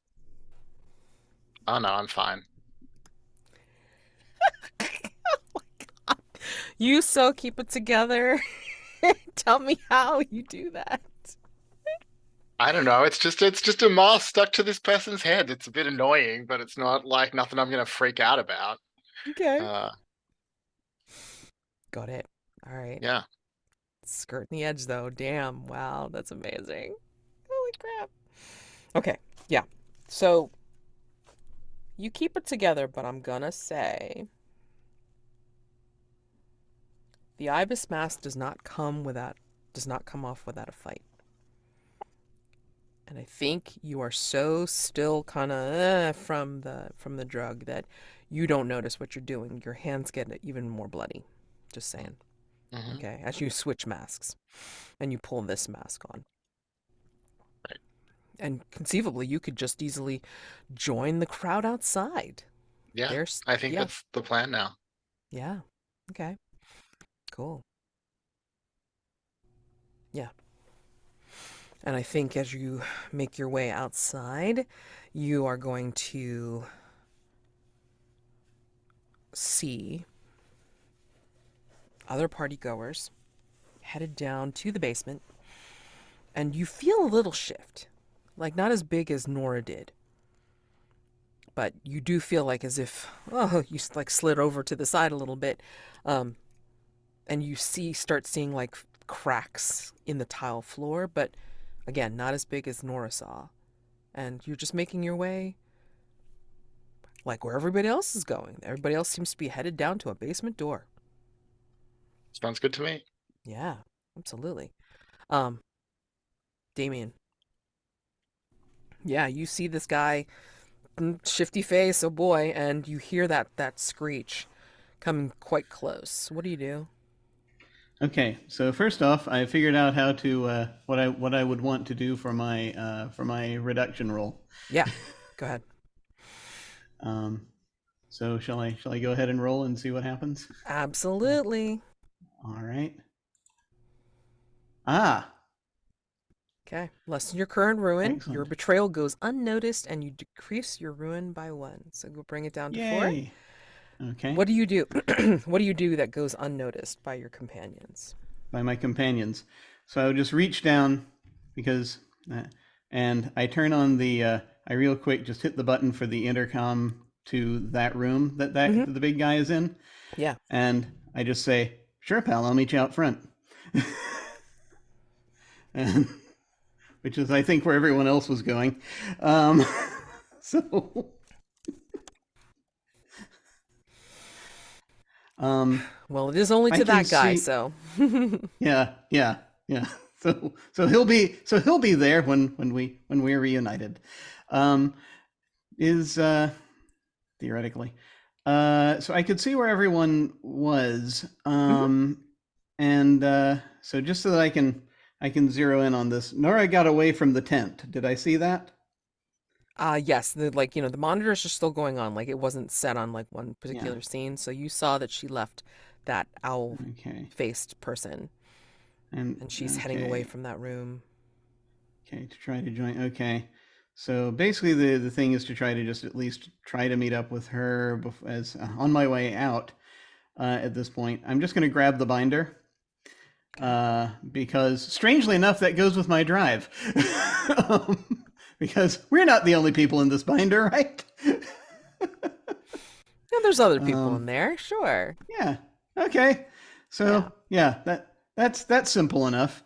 And so grab the binder. I don't have time. I don't have a lot of time to do anything fancy here. So if there's a mug of coffee sitting there, I will grab it and pour it into the computer, and then I will head out. Before you do, you're going to see a couple of different images before the monitors short out one by one. And I think you will see let me just orient myself to where everybody else is.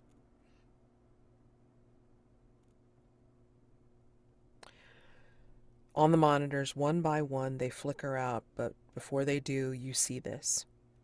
Nora, I'm going to say as you're leaving, there is other monitors that flick on from where you are running away from.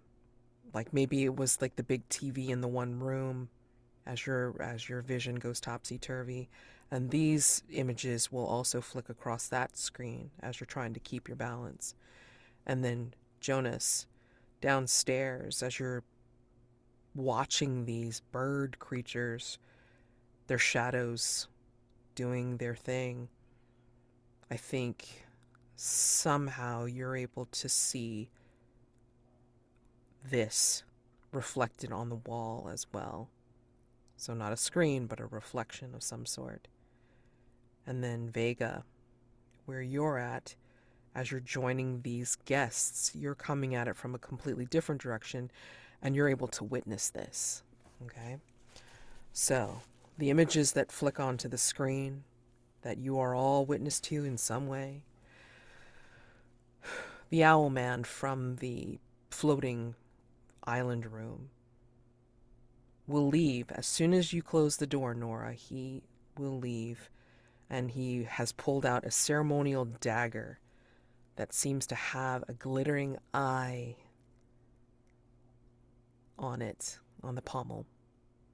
And out of the room, he's leading a pack of what looks like hulking guests, but these are monsters. They're chirruping, they're trilling, and their flesh not only have kind of become veiny, but also have those bumps as if they've been plucked, and then there are feathers that are coming out of some of those bumps, as if they are growing feathers.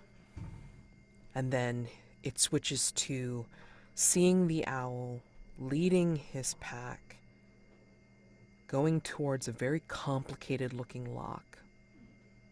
Some looking digital, some looking ancient with padlocks and keys. And he has seemingly done something ceremonious with it. He has a bowl of blood and a key. Part swipe card, part ancient looking.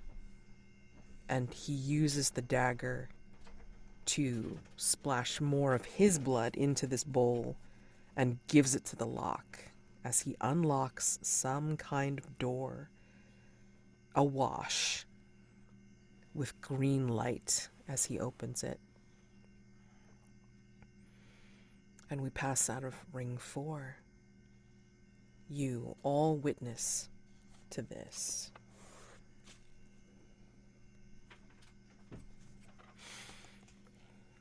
Not far now. We enter ring 5.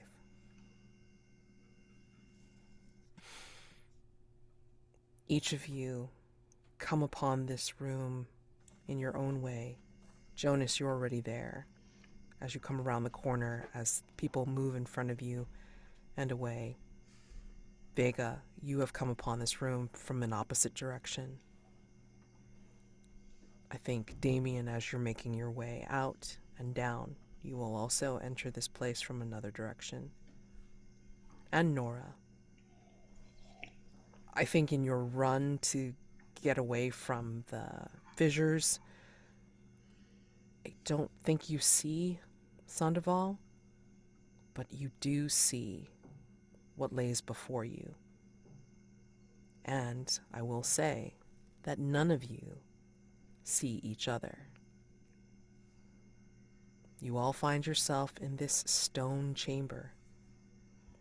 There is a pit here with an enormous egg covered by bird creatures, hulking beasts, or even naked women with the heads of these sprightly birds, all sprawling on top of it and around it, cooing at its blue shell, which glows with a sickly green. And they coo at it like a chorus of whippoorwills, psychopomps.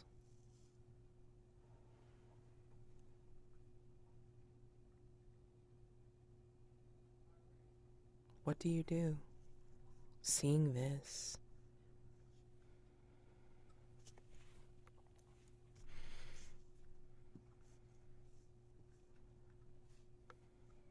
Is there a way? Is there a door where I can go to? This is a door that I haven't seen before, or a tunnel, not the one with the all the little fascinating creatures, but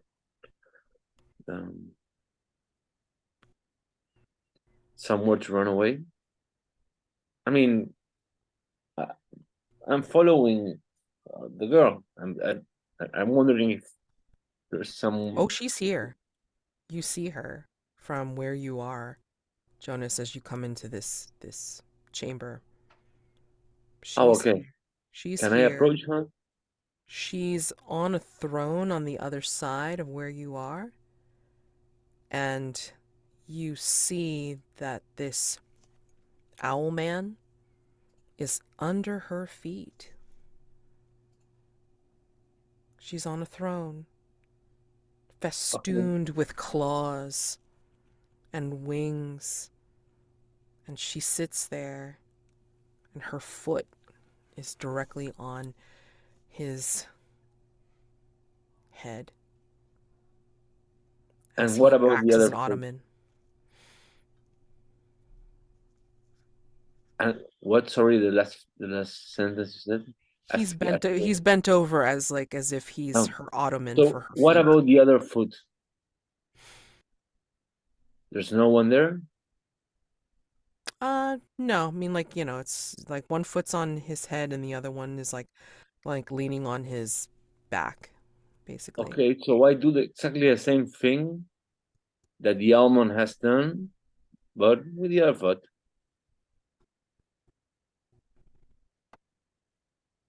You approach her to be under her feet? Yeah. Oh, okay. The, Interesting.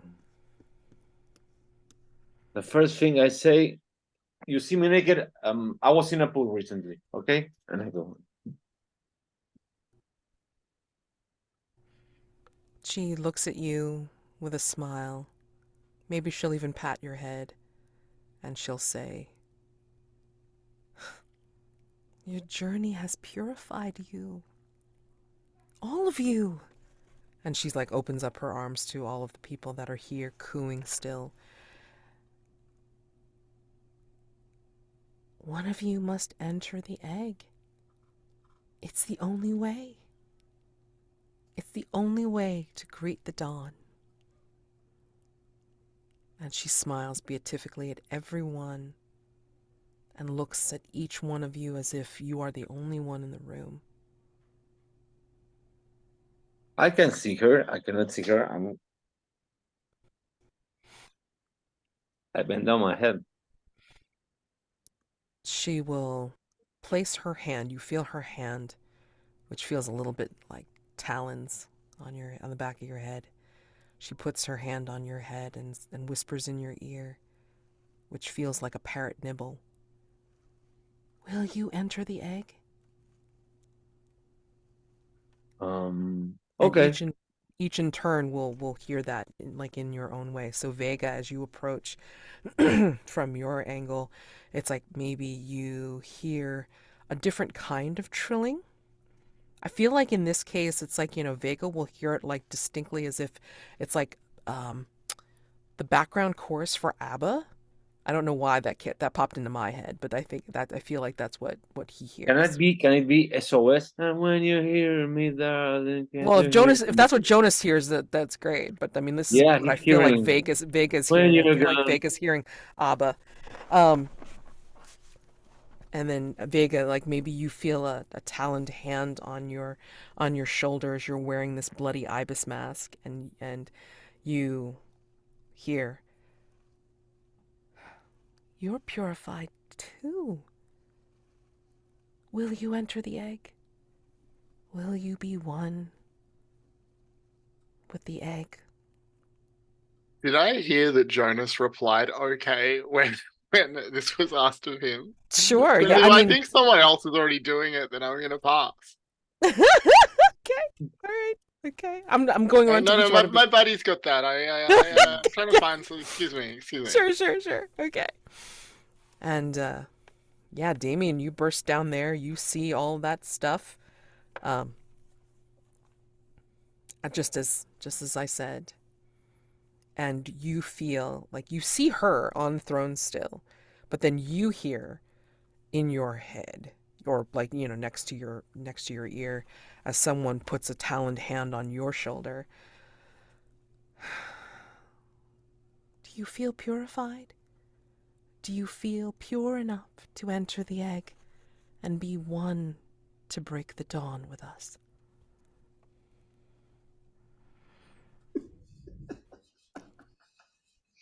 I think that you're purified enough to enter the egg and be one with us.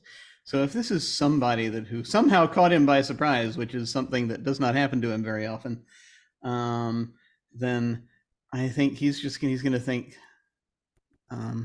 he's like,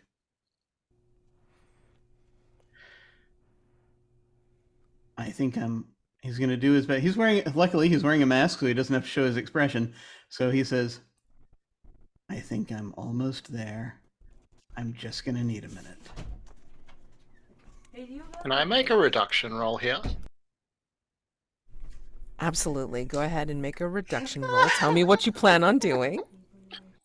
So when I'm asked, told I'm purified, asked do I want to get into the egg, I'm gonna say, You know who'd be really good inside an egg, but is quite like modest, probably won't like come out and say it.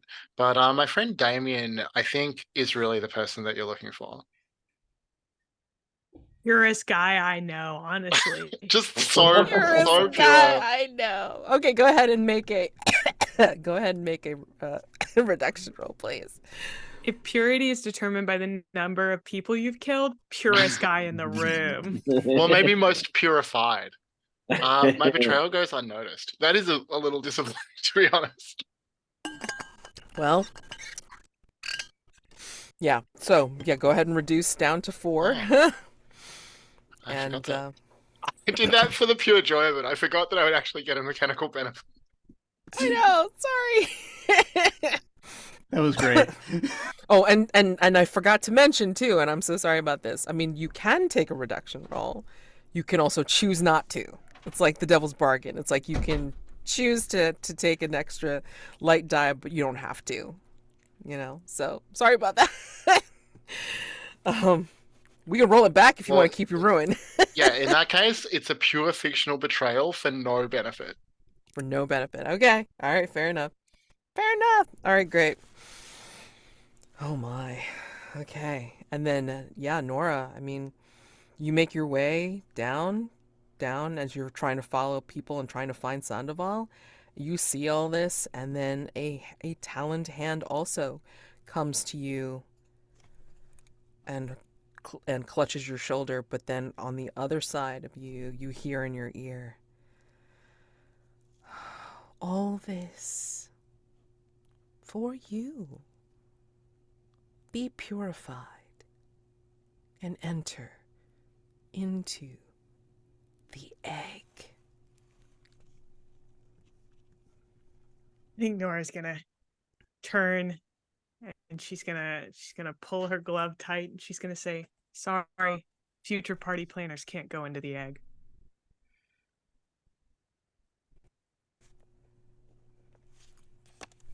Okay.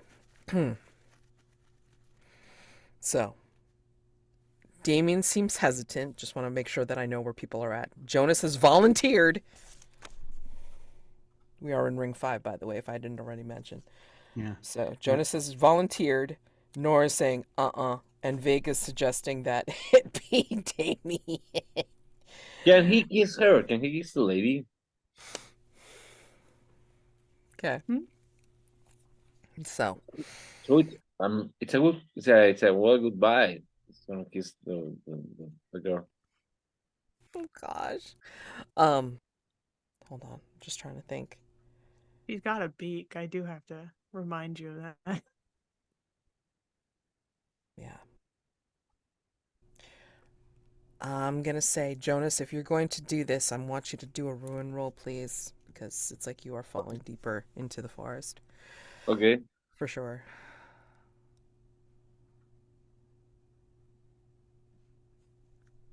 As you said, we're in 9. We're in.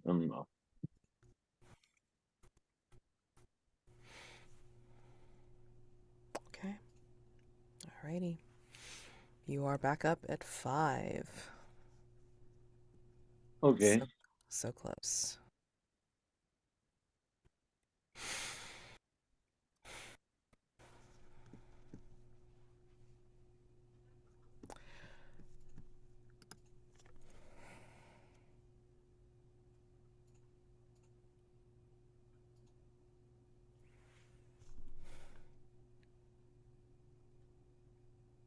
Nora, I think you do see Sandoval.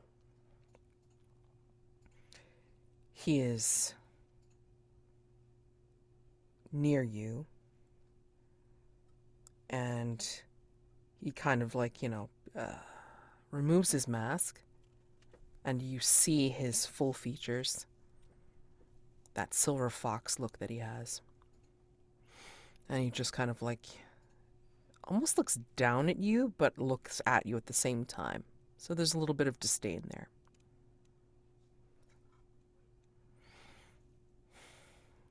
What? Did you get a better offer? There is no You never better gave offer me than this. one. Better offer than going into the egg? Yeah. I mean, you think this happens just once?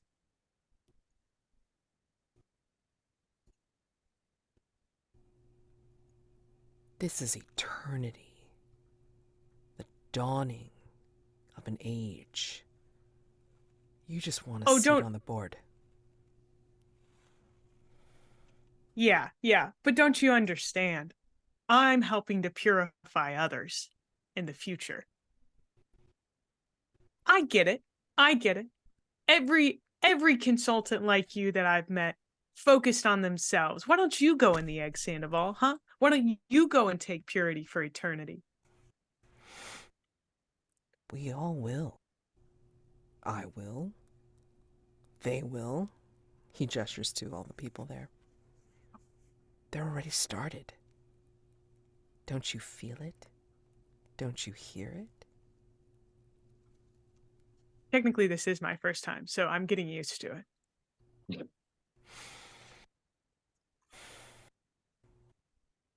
And what paltry little thing did they say you had to do? Asphyxiation.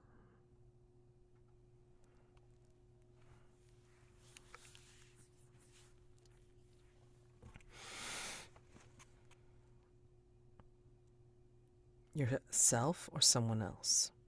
Someone else. Willing. That's the hard part. Seems like everyone's a little zonked.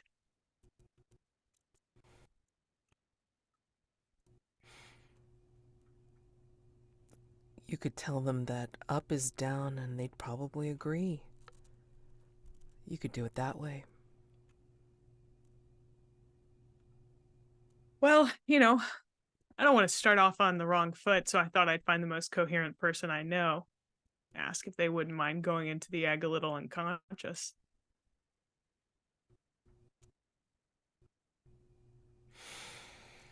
Are you asking me, Nora? I am. I mean, what better way to go out than having a beautiful woman choke you?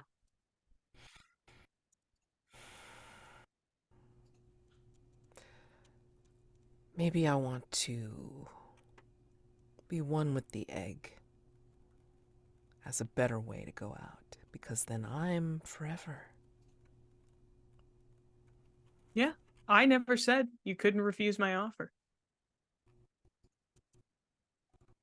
I'm going to grab the nearest person and just go, hey, buddy, how do you feel about asphyxiation?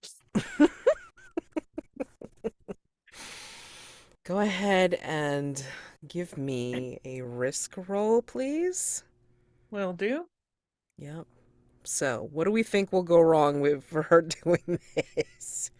I think I would try to be a little bit more decorum filled, with the whole language they seem to be using of like, how would you like to get purified a little early? Okay. So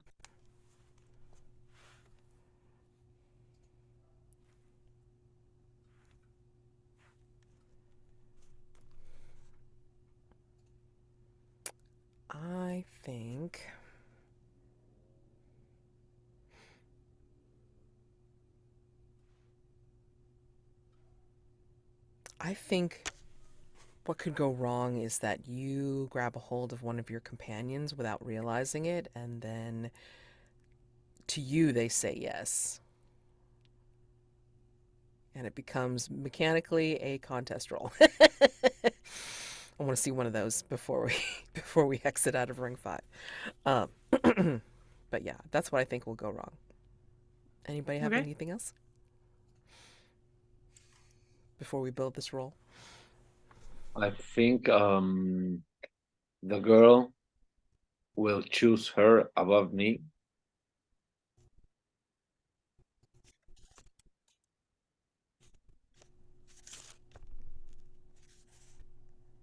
I'm quite excited by the contest roll. I know that doesn't matter that much, but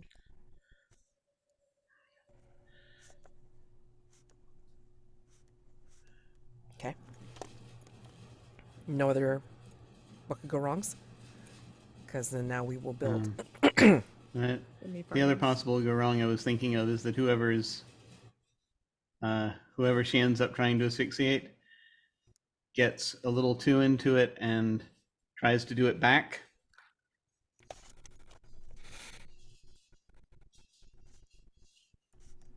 Cool. Okay. No other suggestions. Let's go ahead and build the roll. So for this, skill, according to occupation and background, to get a willing victim, basically. Yeah, we're gonna go with charm or seduction. Okay. Alrighty. And then risk to gonna say risk to mind and body, so that's yeah, that's a given. Right, and I would that add a dark? That is a dark, yeah. So if I used a ritual on top of it, it would be another dark. No, it's just like, it would be, if you used a ritual, definitely dark. If you, risky to mind or body or both, it would still be a dark. So, I mean, like, you only get the one dark die at this moment. Okay. Okay. Yeah. Now, so one light, one dark. Now, to get the second light die, we have to ask about devil's bargains. So, no matter what. They're actually bird bargains in this one, sorry. I have an awful habit of renaming devil's bargains based on the incursion. Oh, well, actually, it should be more foul bargains then. Foul bargains. I just usually go for the dairy deals is what I used in Butter Princess. I'm about the alliteration. There you go. Alrighty. But I like foul bargains. Mm-hmm. Okay. So no matter what,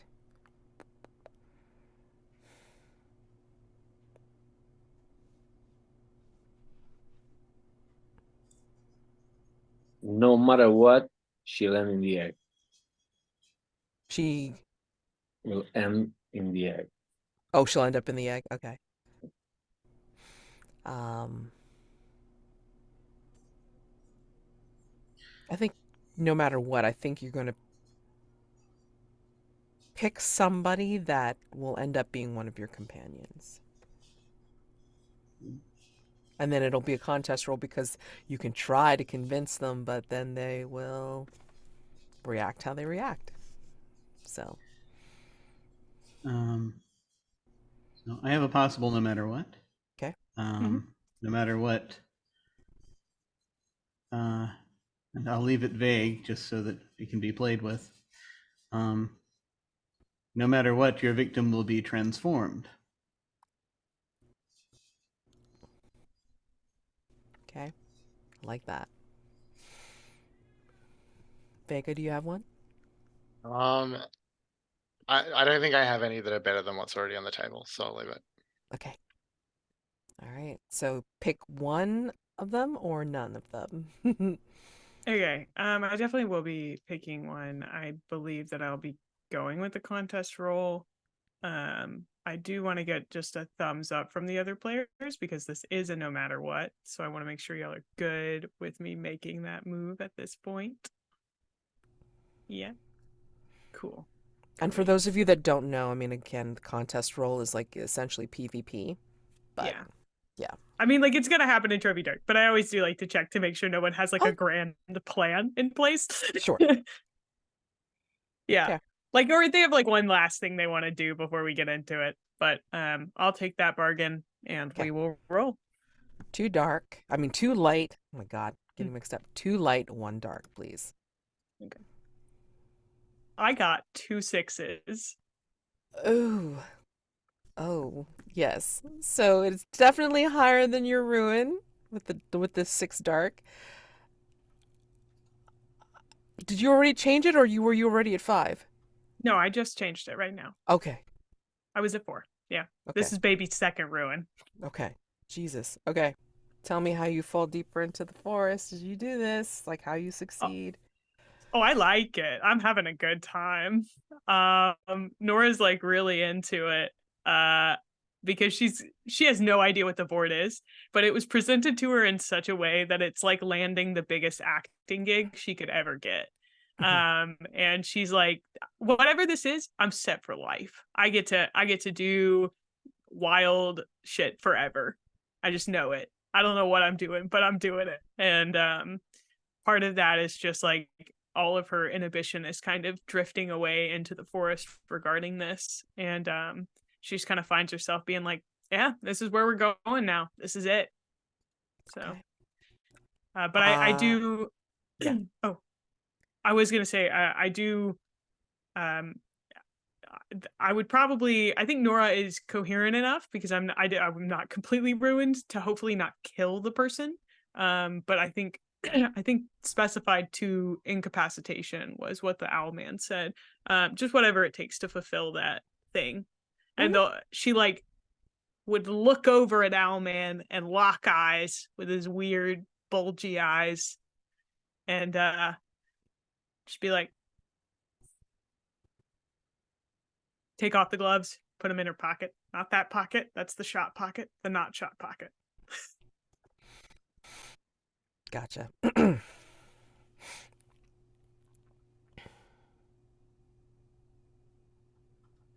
Yeah, I'm gonna say that.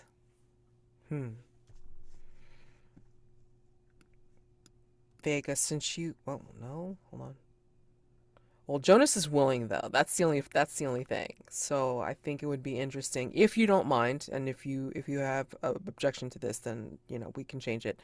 Vega, since you are the one with the next highest ruin as well, would you be willing to be the one that she pulls accidentally? Oh right, I did forget about that. I haven't choked anyone yet. I'm gonna be into it when it happens.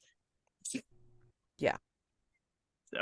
So if I say yes, am I just being choked unconscious, or is some sort of contest happening? Like, Oh no, the contest roll is definitely contest. happening in this case.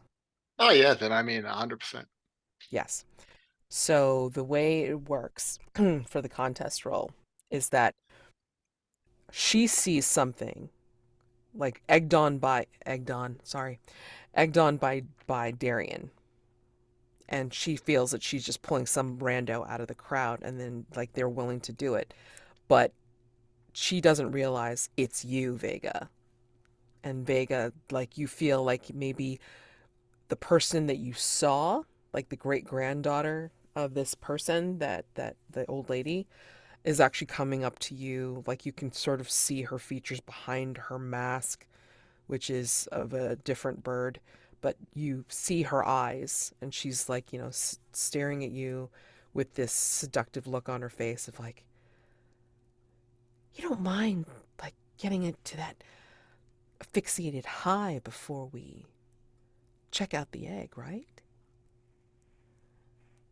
Oh no, that's sure, why not? Yeah, go ahead. Yeah. So maybe maybe this goes into the whole like choke out move for each other. Now, with the contest roll, what it involves is when treasure hunters act against each other, compete, or want to inflict harm on each other, first agree what's at stake. Then each competing player gathers. So, what's at stake is essentially like, who wins. The contest roll will, for Nora, it'll be like, having it witnessed that she's doing this, and this, so she gets a seat at the board supposedly. And for Vega doing this, it's like, the fun time, but I mean, will it go too far? Right? So it's kind of like on that edge of having fun or falling for the egg, basically. Somebody's going into the egg. So that's what's at stake. Each competing player gathers. So let's count up the die before we actually like load it into the roller. 1 light die if your occupation or background gives you an advantage. You only get 1 light die even if multiple skills would apply. So in Nora's case, I imagine she's using Charm and Seduction. In Vega's case, you would use Tech, Washed Out Soldier, any of those? I mean, For- here's my pitch. Back Yeah. when I was in the military, sometimes the guys would do this to each other, and Oh. I'm like pretty good at it. Yes, I'll take that for sure. Okay. All right, so 1 light die for you, 1 light die for Nora. Now, 1 light die for each mark of ruin you currently have. So it looks like each of you have 5, so you add 5 to that light die, so 6 light die for each. And 1 dark die if you're risking your mind or bodies to succeed. Yes.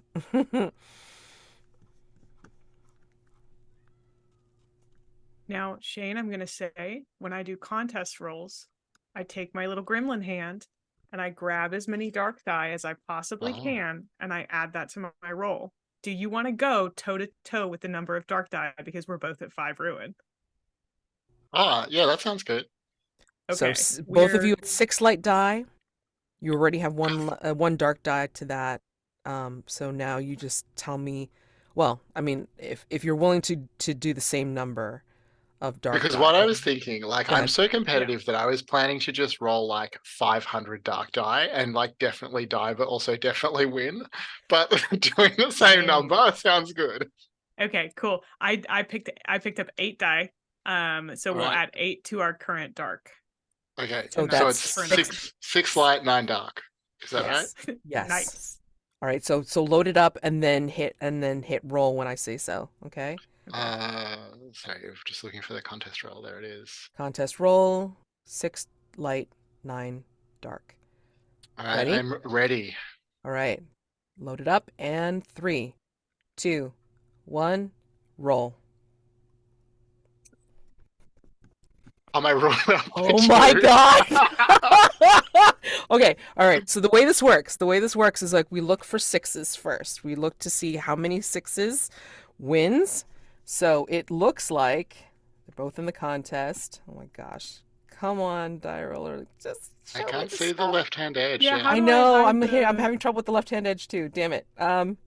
Yeah, I I'm having to think- scroll to a smaller size of the Oh, here we frame go. to Okay. be able So to I see them all. have Vega has 2 6s and Nora has 1s. That means Vega automatically wins. However, for every dark die that is a 1, you each mark ruin. So both of you gain 2 ruin.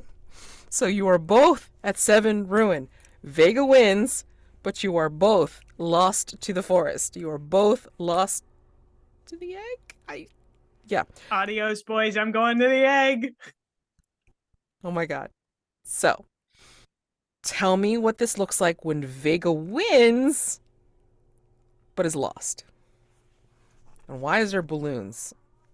I guess because you did a celebration. I guess. know. I mean, that's just so weird. I didn't do anything. I touched nothing. Absolutely nothing. That is so Wild. weird and wacky. Oh my god. Maybe I need ruin. I don't know. Holy shit. Anyway. Yeah, Shane, yes. if you want to take this one. Yeah. I'm not. Yeah, I'm really struggling. I'm not totally clear what it means for Vega to have won in this situation.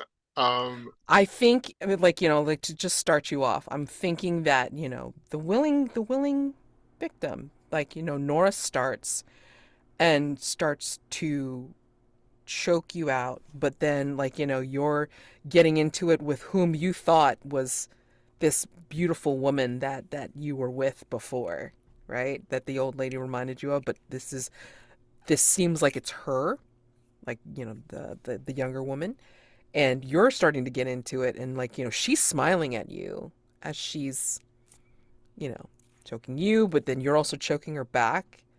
Maybe the camera pans to both of your faces, and it's almost like kind of like this kaleidoscope effect of you're both grinning at each other, and maybe you're just getting a little bit too into it. So that's how it starts.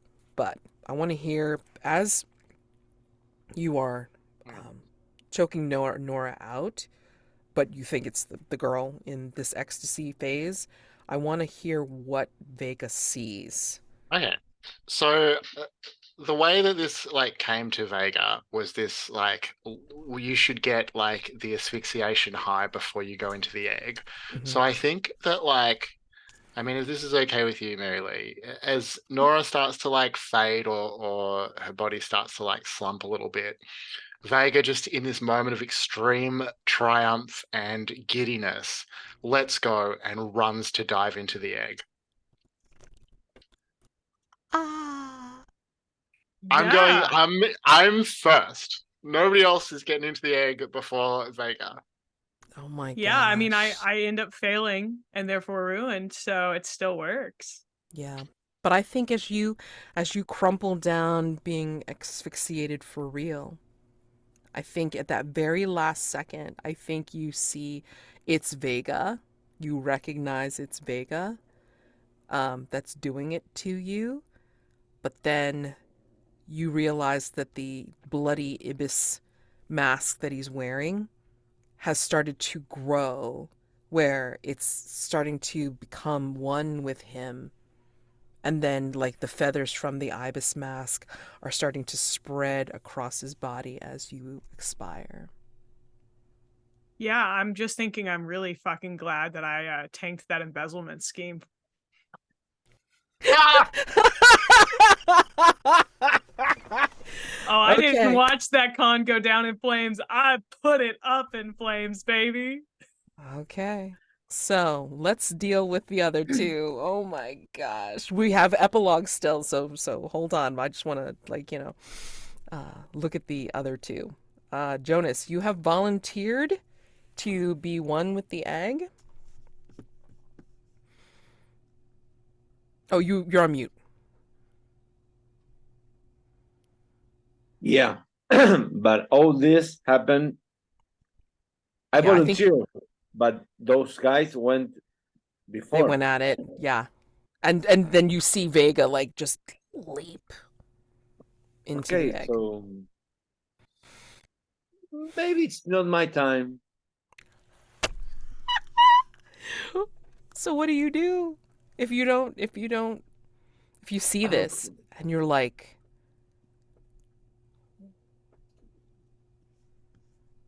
do you try to get So away? Do you try to certainly.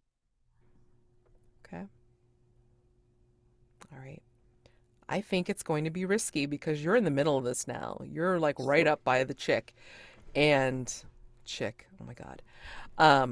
And you are trying to get away. So I'm going to say that you're risking your Can- mind and body. So I can't persuade her, right? I cannot persuade her to be purified, right? It's not an option. To be purified, to be Yeah. purified, that you must enter the egg. So what I was saying, Jonas can't persuade the girl that he's not. He's already purified. Is there a chance? You'd be risking, well, mind and body for this. It's like if you want to do this action, sure. I mean, I can just give it to you because you're a crook. If you're trying to do this persuasion thing, so that's one light die. The dark die is because you're risking mind and body. The second light die comes from Devil's Bargains. No matter what.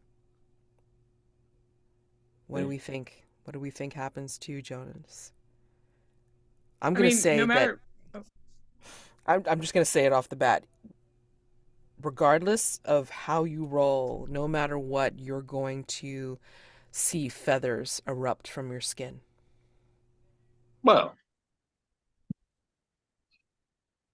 I was going could to be say, no worse. matter what, she's going to say that. She's going to say, no matter what, you've got to go in the egg. Because it's like, yeah, it's great. You're already purified. You're ready to go into the egg. Yeah, so I will say to her, my queen, my lady, you have to remember that we have been purified already in the previous life. In the previous life that we share, both of us. I when think we were kings and queens of I the th- realm of Salamandra. I think you're going to see, like, as you look into the egg fearfully before you make a roll, before you make the risk roll, I think you're going to see in the egg, you're going to see enough money to buy anything that you want for the rest of your life. Yeah, but I've seen those guys done, and it didn't turn out well. You saw him leap for it. You didn't see what they saw before they did. Okay. But you see right now, looking at the egg, you see in its heart, you see like a ton of money. And there's more where that came from. So when you hear me, darling, So on he the started to risk sing. roll, Yeah. Ah, okay. we'll I think I pick reached him. like, do you want either one of those bargains? First off. No. Okay, so one light die, one dark die, please. One like that. One light, one dark. What I'm shooting? Oh, the can I don't have the dice roller because it's all open with the dice in the contest. Hit the roll button, the rolls button up in the upper Okay, right yeah, hand. right. Thank you. So what do I roll? I roll Risk, one risk. light, one dark, please. One light, one dark.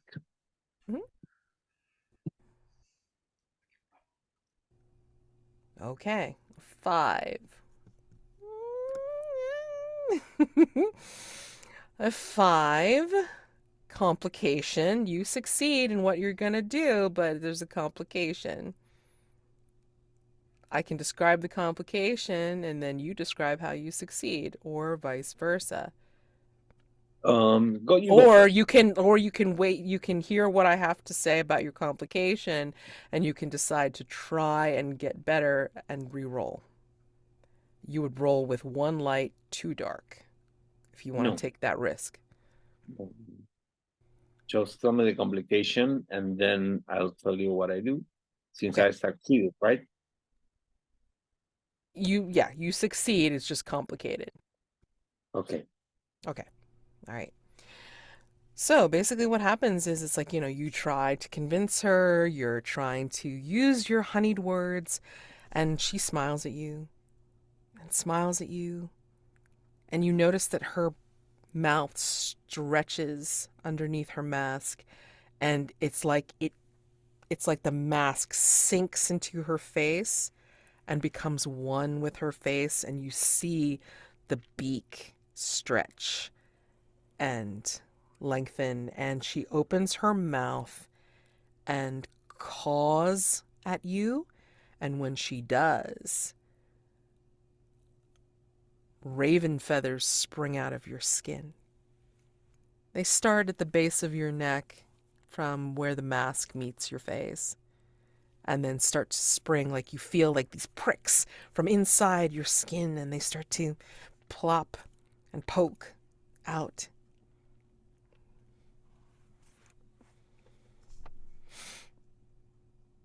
Until they go all around your arms, your body. Okay. That's not so bad. I could have died. So I'm gonna die anyway. So if you want to roll with that, I mean, like, you can get away. You Yeah. can run away, but you are completely covered over in raven feathers. Okay. I go to the barber. You have to make it off the island first, but like we'll save that for epilogues. Yeah. All right. So Damian, you were like, not sure. And I think in the midst of this, I think you see what happened to Vega and Nora Okay. and Jonas. Birdman. So, yeah. Well, I think at this point, seeing what had happened, that Vega has did Vega vanish into the egg? Was that what happened?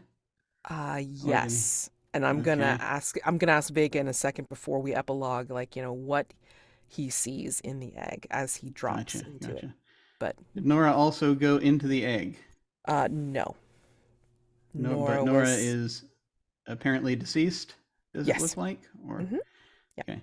Theoretically, I know when someone's been choked to death. So it's yeah. So okay. So that's like that upsets Damian. And Jonas is turning into a bird person. Mhm. Yeah, like It Rick and Morty. seems. I'm a person like Rick and Morty. Yeah. But is he trying to get away? Does it look like, or is he just like hanging out there, just kind of joining the bird cult? Does it look like to me, to all appearances in this moment?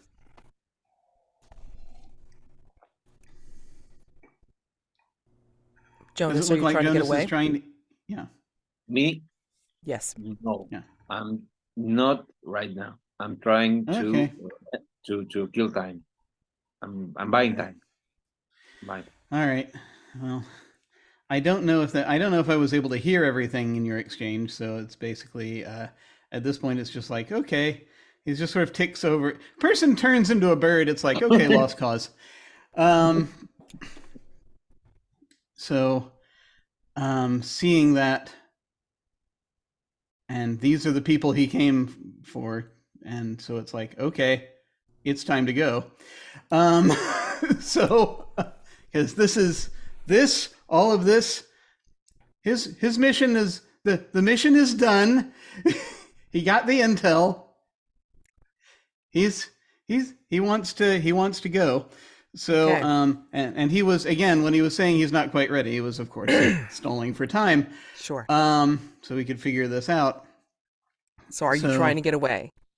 Yes, basically it's one of those things where it'll just be a thing where he's like, where he'll say, yes, I'm just gonna need a second to sort of tabulate everything, and then I'll have the results to you in just a minute. And he's going to try to retreat back up the stairs at this point. Risk roll. I can tell you immediately what's going to go wrong if you fail, which is going to be that the other people that are here, the guests that have sprouted wings, beaks, and all sorts of fine avian features, will overwhelm you and get you into that egg for certain. So the risk is getting the hell out of there, mind and body relatively intact. So okay, so that's risk. and so that's a what sorry, go ahead. We're gonna build the die roll. So hunter, mercenary, instructor, like, any of the skills thereof that will help you get out of this, like get away, retreat. Well, yeah, a couple of them. One is so I've got two things that are possible with this. Again, anticipation, so that he can try to be where people are not, and to sort of figuring out sort of where they're going to go, what they're going to do, type deal, to try to make his way out. And education, because he was just using his teacher voice to try to basically, as he was talking about tabulating everything, just sorting it out, to try to, as kind of this sort of the thing that sort of makes people think, oh yeah, it'll just be a minute, that kind of thing. Okay. So that's one light die for any of those skills, for sure. The dark die, of course, risk to mind and body to get the hell out of there without, like unscathed or relatively unscathed. And then you can get a second light die to increase your odds by accepting a devil's bargain. A light die or a dark die? I'm sorry? Was that a second light die or a second dark die? Second light die. A second light die, okay. Yeah. All right. So, devil's bargain, Anybody have any no matter what's to offer up? Yeah, I'm I'm gonna say that no matter what, he sees a vision of something in the egg, like his daughter. I think no matter Oh, Might what, good. make him what? I just said so good. hmm Yeah, like it might make him question. Maybe he'll have to make another ruin roll, or kind of implied it messes him up. yeah. No No, matter no what, I matter think you're gonna sprout wings. You're gonna sprout feathers for being so cowardly. no matter what, all the birds will flow into him and make him raw meat. And make him, I'm sorry. Raw meat. Raw. Oh, Die. wow. Oof. So you can choose one of those or none of those to get that second light die. I think I'll take the seeing the vision in the egg. Okay. So That's, that brings you to 2 yeah. light die, 1 dark die for a risk roll. And this should be the last roll of the evening. Oh boy. Oh, it's the last of the evening. Okay. Um, Do your best. yeah. 2 light, 1 dark. 2 light, 1 dark. All right. I am rolling 2 light and 1 dark. Here we go. I have 5. So 5 light. You can hear what the complication is and tell me how you succeed in getting the hell away, but I will tell you how it's going to get complicated. Or you can hear me out and still decide to add a dark die to reroll to see if you can get better than that. That is up to you. What would you like to do? Understand that if you do decide to reroll, we take that result as your final result. What would be necessary to avoid a complication in a reroll?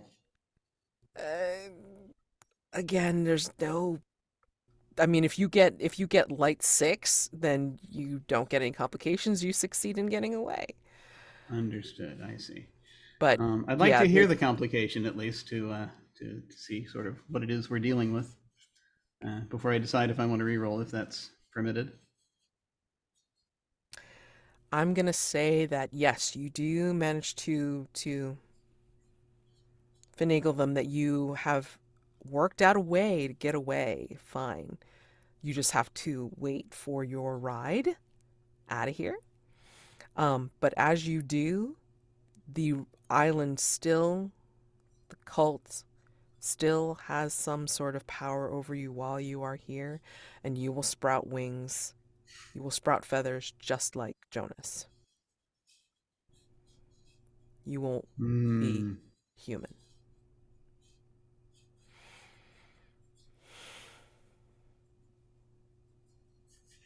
A different kind of bird, but yes, you will be. Yeah. Yeah. I believe the mask I chose was a peregrine falcon, if I recall correctly. I believe so. Yeah. I'm trying to figure out if it would be more interesting to just go down You can try doing the 2 light, 2 dark and see what your odds are. But we just accept that as your final roll. Yeah. It would need to be it would need to be there'd need to get a 6 light if that were the case. Let me think. What would be more interesting? Would it be more interesting to be to get away with feathers, or would it be more interesting to have something terrible to have a chance at just dying right here? In that first scenario, you have to have the talk. Why does Daddy have wings? That is true. That's None very of the true. other dads from school have wings. I think his daughter Sandy is the same age as Sarah Kath. Yeah, though. yeah, Oh. she is. So yeah, but so it's not quite that. You know what? I think. I feel as though it might be more satisfying one way or the other to re-roll. Okay, so 2 light, I 1 think it needs 2 to be light, 2 either dark. definitively great or definitively terrible. Okay. 2 light, 2 dark, please, on risk. 'Cause I know I've got a success here, but I just need a hint of more tragedy. One I way or want the to other. know. Yeah, I know. Yeah. Go ahead. All right, here we go. 2 light, 2 dark.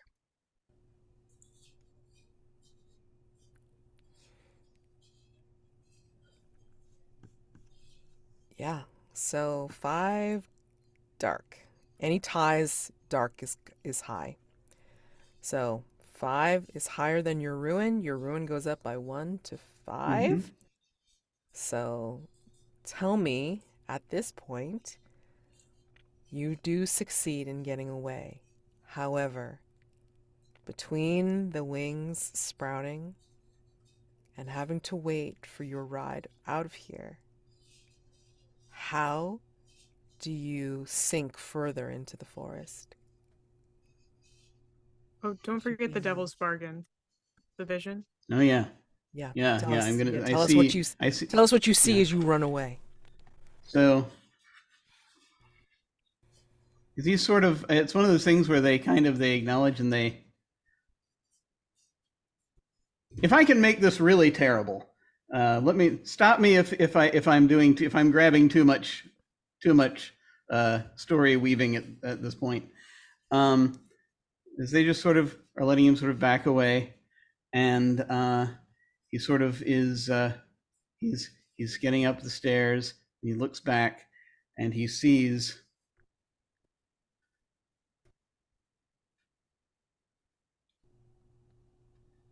And he sees a vision. As he's almost out, but he sees this vision within the egg of Sandy just sinking into the egg. And I think it's enough for him to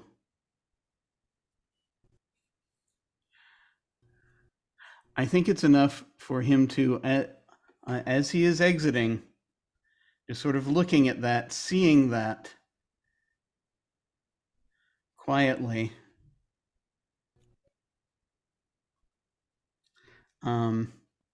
He will take out his gun.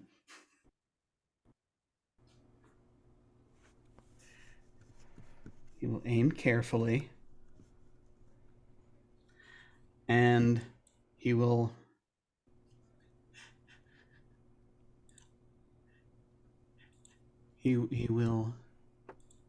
We can fade to black on that if it's too yeah, difficult. and no, it's I needed to grab the names. He will shoot at the egg, possibly seeing a crack form. When he does that, aim up, shoot at Sarah Catherine. I don't know whether he hits or not, but we'll run out to go into hiding until the boat arrives. Okay. Just kind of shivering there, or maybe not as much because he's got feathers now to keep him warm. Exactly. And just thinking about, just trying to figure out how he is ever going to be able to return to the world again. And how many bodies are going to need to drop as a result. Because he is over the edge at this point. Before we head into epilogues, I want to ask Vega, do you want to describe what you see in the egg as you leap into its fullness, or did you want to make that a part of your epilogue? Yeah, I mean, either way, I guess is okay. I don't think Vega is coming out of the egg, so I guess it is the epilogue sort of functionally. Okay. Well, I mean, so at this point, we have ended Ring 5, and this is the time for epilogues. So with Trophy Dark, you can say what happens to your character. Um, you don't. You will not implicate any other characters in your epilogue.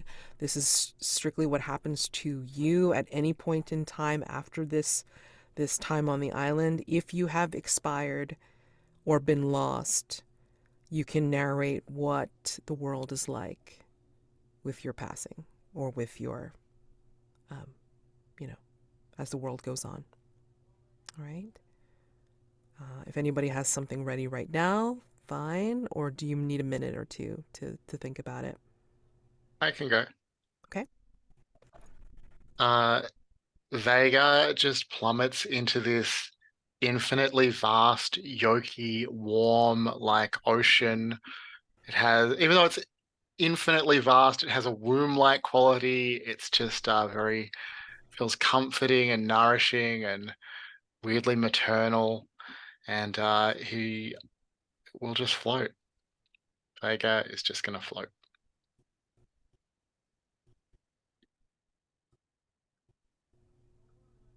Well, I think that's, Vega's had a better time than any other character I've played in a Trophy Dark game. I was about to say that's the happiest ending I've ever heard in a Trophy Dark game. He's doing good? Question mark. Good for He him. he won. He's lost. It's great. It's fine. Yeah. Okay. Who's next?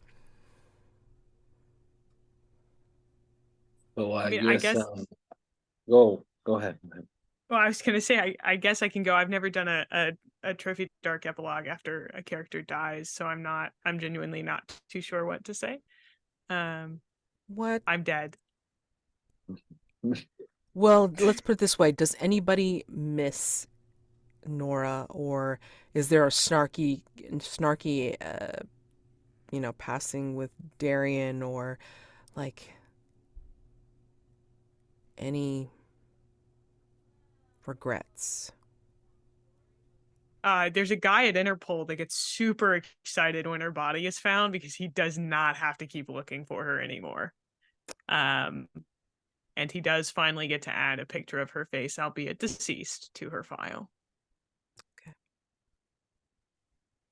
But she doesn't have any family or friends, and her old mentor has passed away. Got it.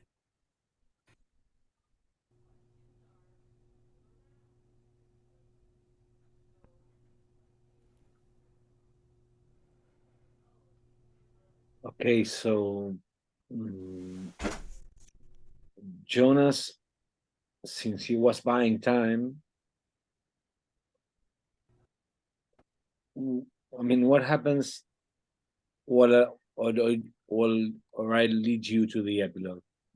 This is the epilogue. This is the time of epilogue. So it doesn't have to be like right after, like the climax scene after round 5. It could be sometime in the future. I mean, if you Okay, see any future for Jonas. Yeah, so you see Jonas flying over New York City.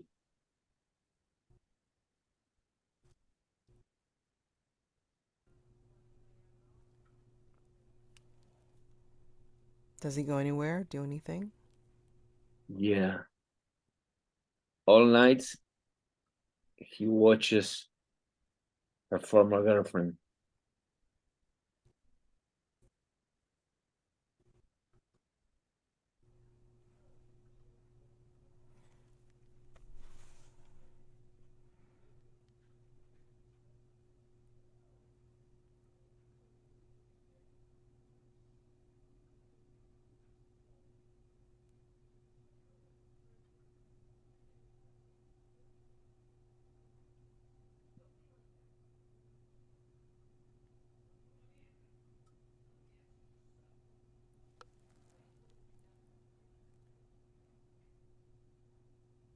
Shall I go?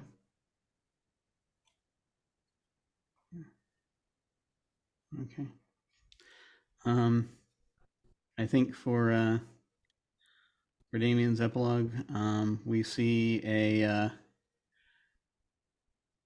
We see a sort of a high hotel room on top of a tower, off on some resort, maybe a Caribbean resort or something.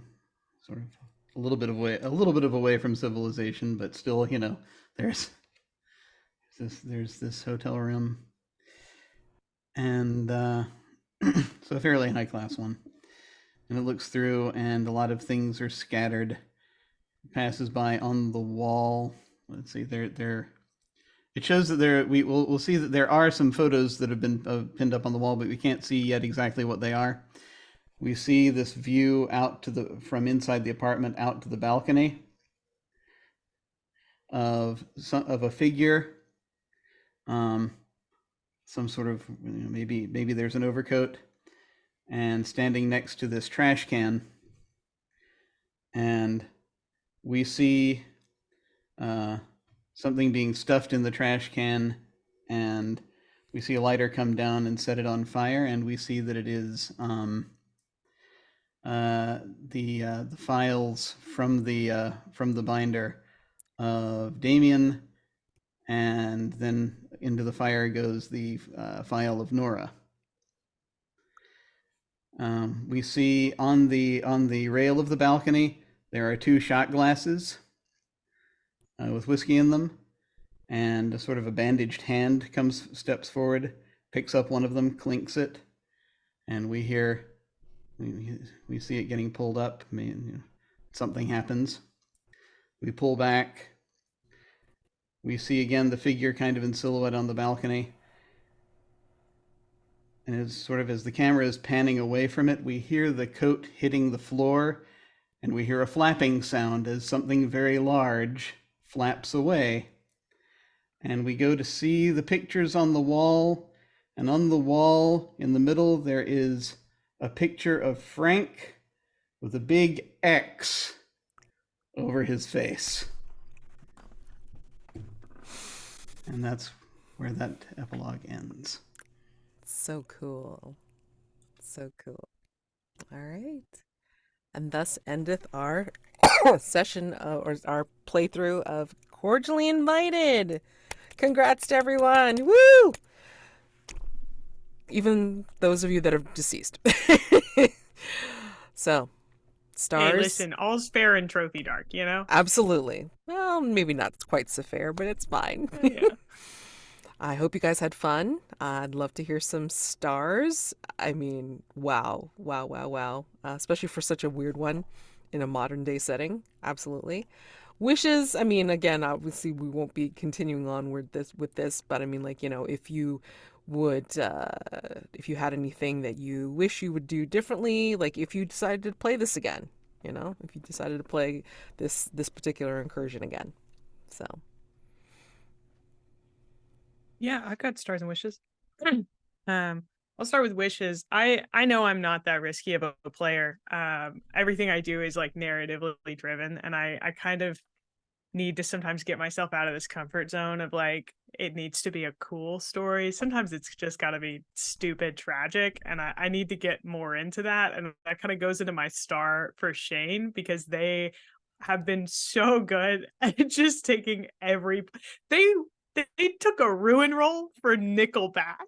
And I was like, that's the most admirable thing I've ever seen anyone do in a Trophy Dark game. Like that is a commitment to the bit that is the ruin roll. And I want to see myself commit a little bit harder to the ruin roll in general, because I want to keep playing my character as long as possible. And I think what this game in particular has shown me is that I think most everyone but me hit 5 ruin like 3 times. So it's okay to keep accruing it. And I think I'm still learning that. But yeah, another big star to Jem for running with the work besties idea. Thank you. That was one offhanded comment, and I appreciated you taking it, because I love the idea of them having been semi buddies in some way. And star to Marty for committing to the like staying with this lady the whole time, because it gave you this like very intense drive. And I was like, oh my god, like Jonas is gonna go like when you were just like, okay. I was like, okay, get it, let's go. So loved that so much. And Mads, incredible GMing. You have spun all this up so fast in a way that's satisfying for all of our characters and narratively fun. So I really appreciate that. So, and a star to me for not getting butthurt about my character dying. I mean, the best thing about Trophy is the fact that you have agency over it. I mean, like, you know, Yeah. however you interpret that ending is up to you and what Yeah. happens afterwards, for sure. Yeah. No, I mean, I'm sorry I didn't have a better epilogue. I know No! that's kind of our moment to shine, but I was like, Nora just she didn't have a lot going on in the world, sadly, which I think painted her as exactly the character I wanted. Kind of sad. As cool as she is, she's kind of sad. Aw.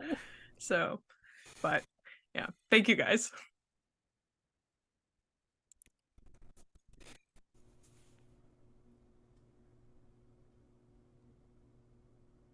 If you're not quite ready, I'm going to go. So, Vega, amazing, amazing, amazing. Shane, I loved Vega.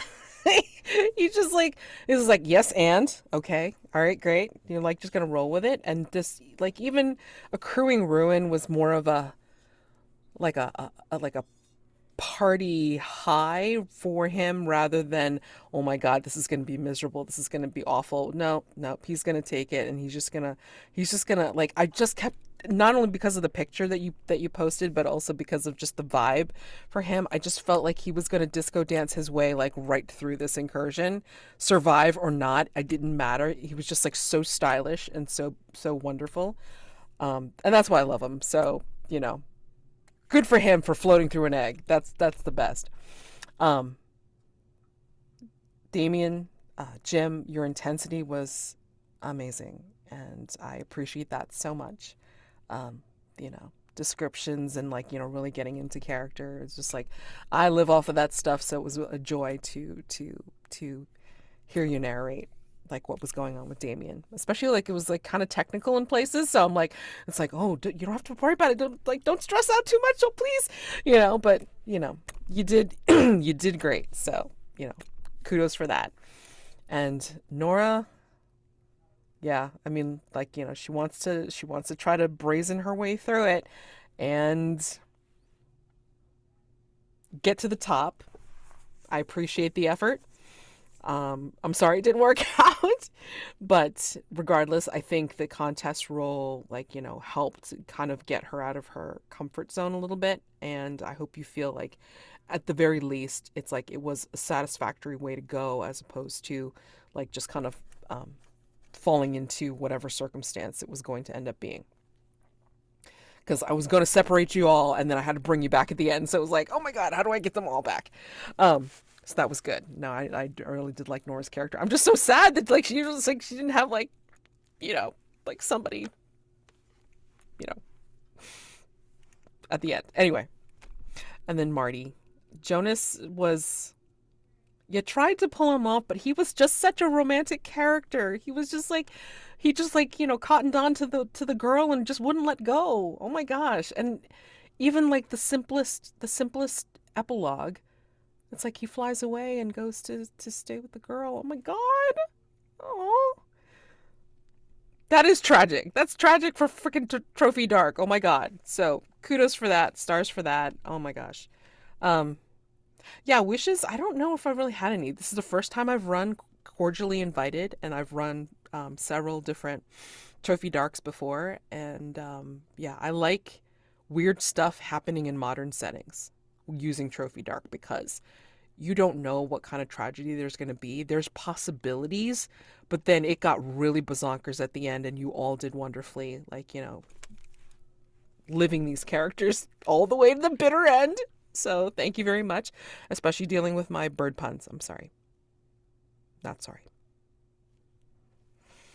I'm done. Oh, I'm gonna say first of all, stars for everyone because thanks for everyone because I hadn't played Trophy Arc in my whole life, and now I know that this is like a hack of Trophy Dark, you know, and I was really unsure of how to play it, but since I all the players took gave me a hand of how to play the dynamic of the characters. So thanks for everyone. Thanks for you, Matt, for making such a, how do I say, it's such a strange and fun adventure, you know. For me it was a strange and fun adventure, and I really like the epilogue of of Nora, because I like the epilogue of Nora because it's so dry, you know, like this guy putting like sort of a David Fincher movie, you know, like sort of end of Seven, you know, or Zodiac, you know. I really like that, like the point, and I like how cool Vega was. I mean, he was what I was supposed to do, but ended as Maxwell Smart, you know, because I thought at one time I thought, well, what would Maxwell Smart do? Well, he would say yes, go with the flow. But he was so cool, like this secret agent guy, you know, really cool. And what you said about Jim, all the details, and I really like this. I really like all the endings, you know, all the endings, because I feel I saw the files burning, you know, and it was really cool, that, you know. So for my first incursion in Profit Art, no, I have no wishes about, or I wish to play it again with you, because it was really fun. That's my wish. No.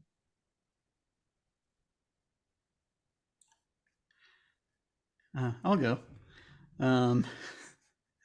I'll start with my wish, as the sort of retroactively, is that I have this thing where I worry that I'm going to overstep, especially in collaborative fiction, which is a strange almost irony, I guess, because I love doing collaborative fiction so much, but it's just one of those things where I'm like, so I try to be careful about that, make sure I'm not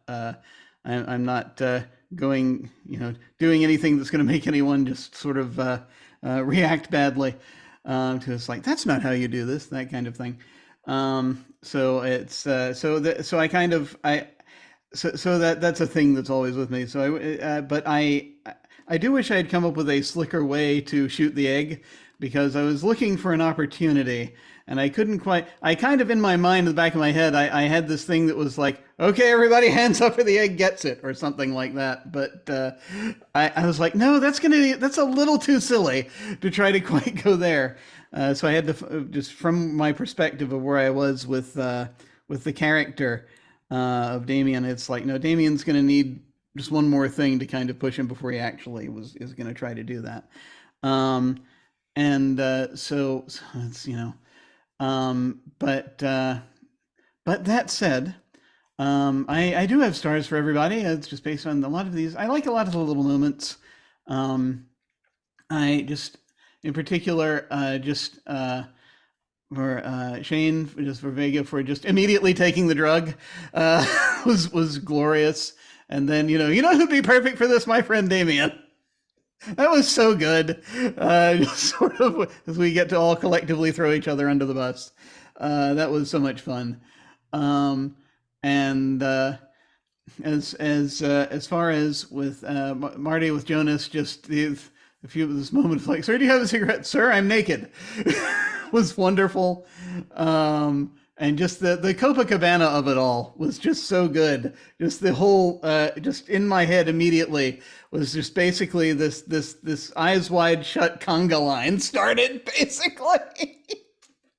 And so that was that was just hilarious, and I loved it. I just loved the juxtaposition there, with Merilee, with Nora, just constantly jumping right into the drama from the very beginning, with the shooting, the conversation to about us. You know, you have to go asphyxiate someone, and then finding a victim, up through, hey buddy, how do you feel about asphyxiation? That was glorious. The whole thing glorious. I love how you just dive in and do these things. It's wonderful. And of course, Mads, just that I loved in this session in particular how well you introduced the creepiness into what had up until this point been very much just like a straight kind of spy thing, just well, a heist thing, I should say more specifically, as for this genre. Um, just how you threaded it in, and it just sort of started and it ratcheted up and up and up, but it felt very natural, just threading in the supernatural horror. And so I loved that about this. And this game felt like it was I was watching a movie. It was great. So thank you all so much for having me. Thank you for your kindness and your patience and your willingness to dive in and do the thing. It was wonderful. So I think I must be next. Thank you all. I had a really good time. I would give a lot of the same stars that people have already given, so I won't rehash. But I did want to mention, Mads, there was one bit of description that I found like particularly evocative and cool was when I think it was the Owl Man had a special key, and you described it. I made a note as part swipe card, part ancient looking. I just thought that was really cool, like very flavorful. That was really fun. So yeah, that is my specific star and big broad stars for everyone for a good time. Good time indeed. And thank you all for joining me for this. Again, first time running, cordially invited, and I was very pleased of how it went. So this is, I believe, available as a trifold, so like just 2 pages long, basically, on Michael Van Fleet's Itch, which I have to get. If you want it, like let me know. I'll just post the link in the chat, in our group chat, and then you can go grab it yourself. And then there's also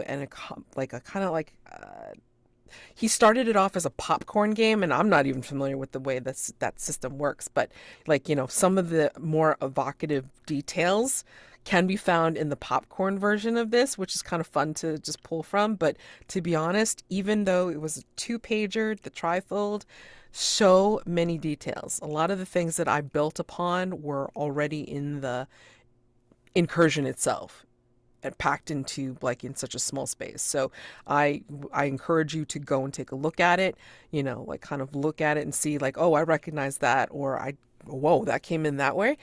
So I kind of like maybe maneuvered a few things around, but I mean, this was such a rich incursion to do. So if you want to run it for your own tables, please do, because yeah, this writing was excellent. And just in case you're interested in any more of Michael Van Fleet's work, he is the one that wrote Devil Aim for Me. So if you're into cowboys, there you go. Bounty hunters, yeah.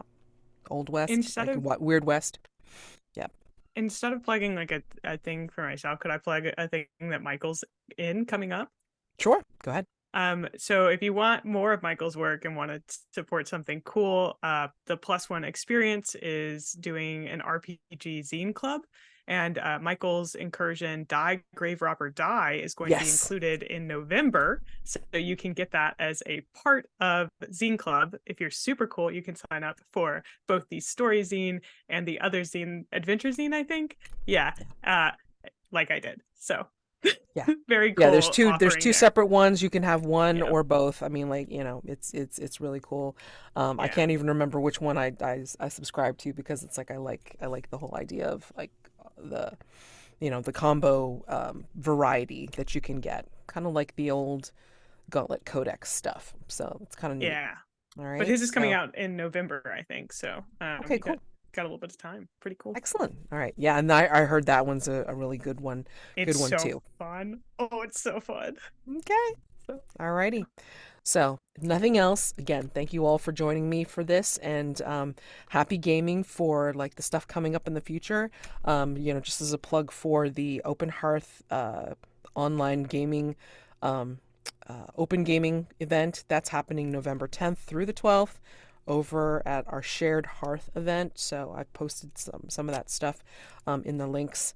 And if you want to know more about it, it's like I can point you at the website or the Discord. All right. So anyway, again, happy gaming. You guys have a wonderful evening, morning, whatever you're into, and I will see you next time. All right. I'm gonna hit stop recording, and then like, if you want to gab for a few minutes more, we can totally do that. Okay? So, Right. see you guys. Bye. Bye.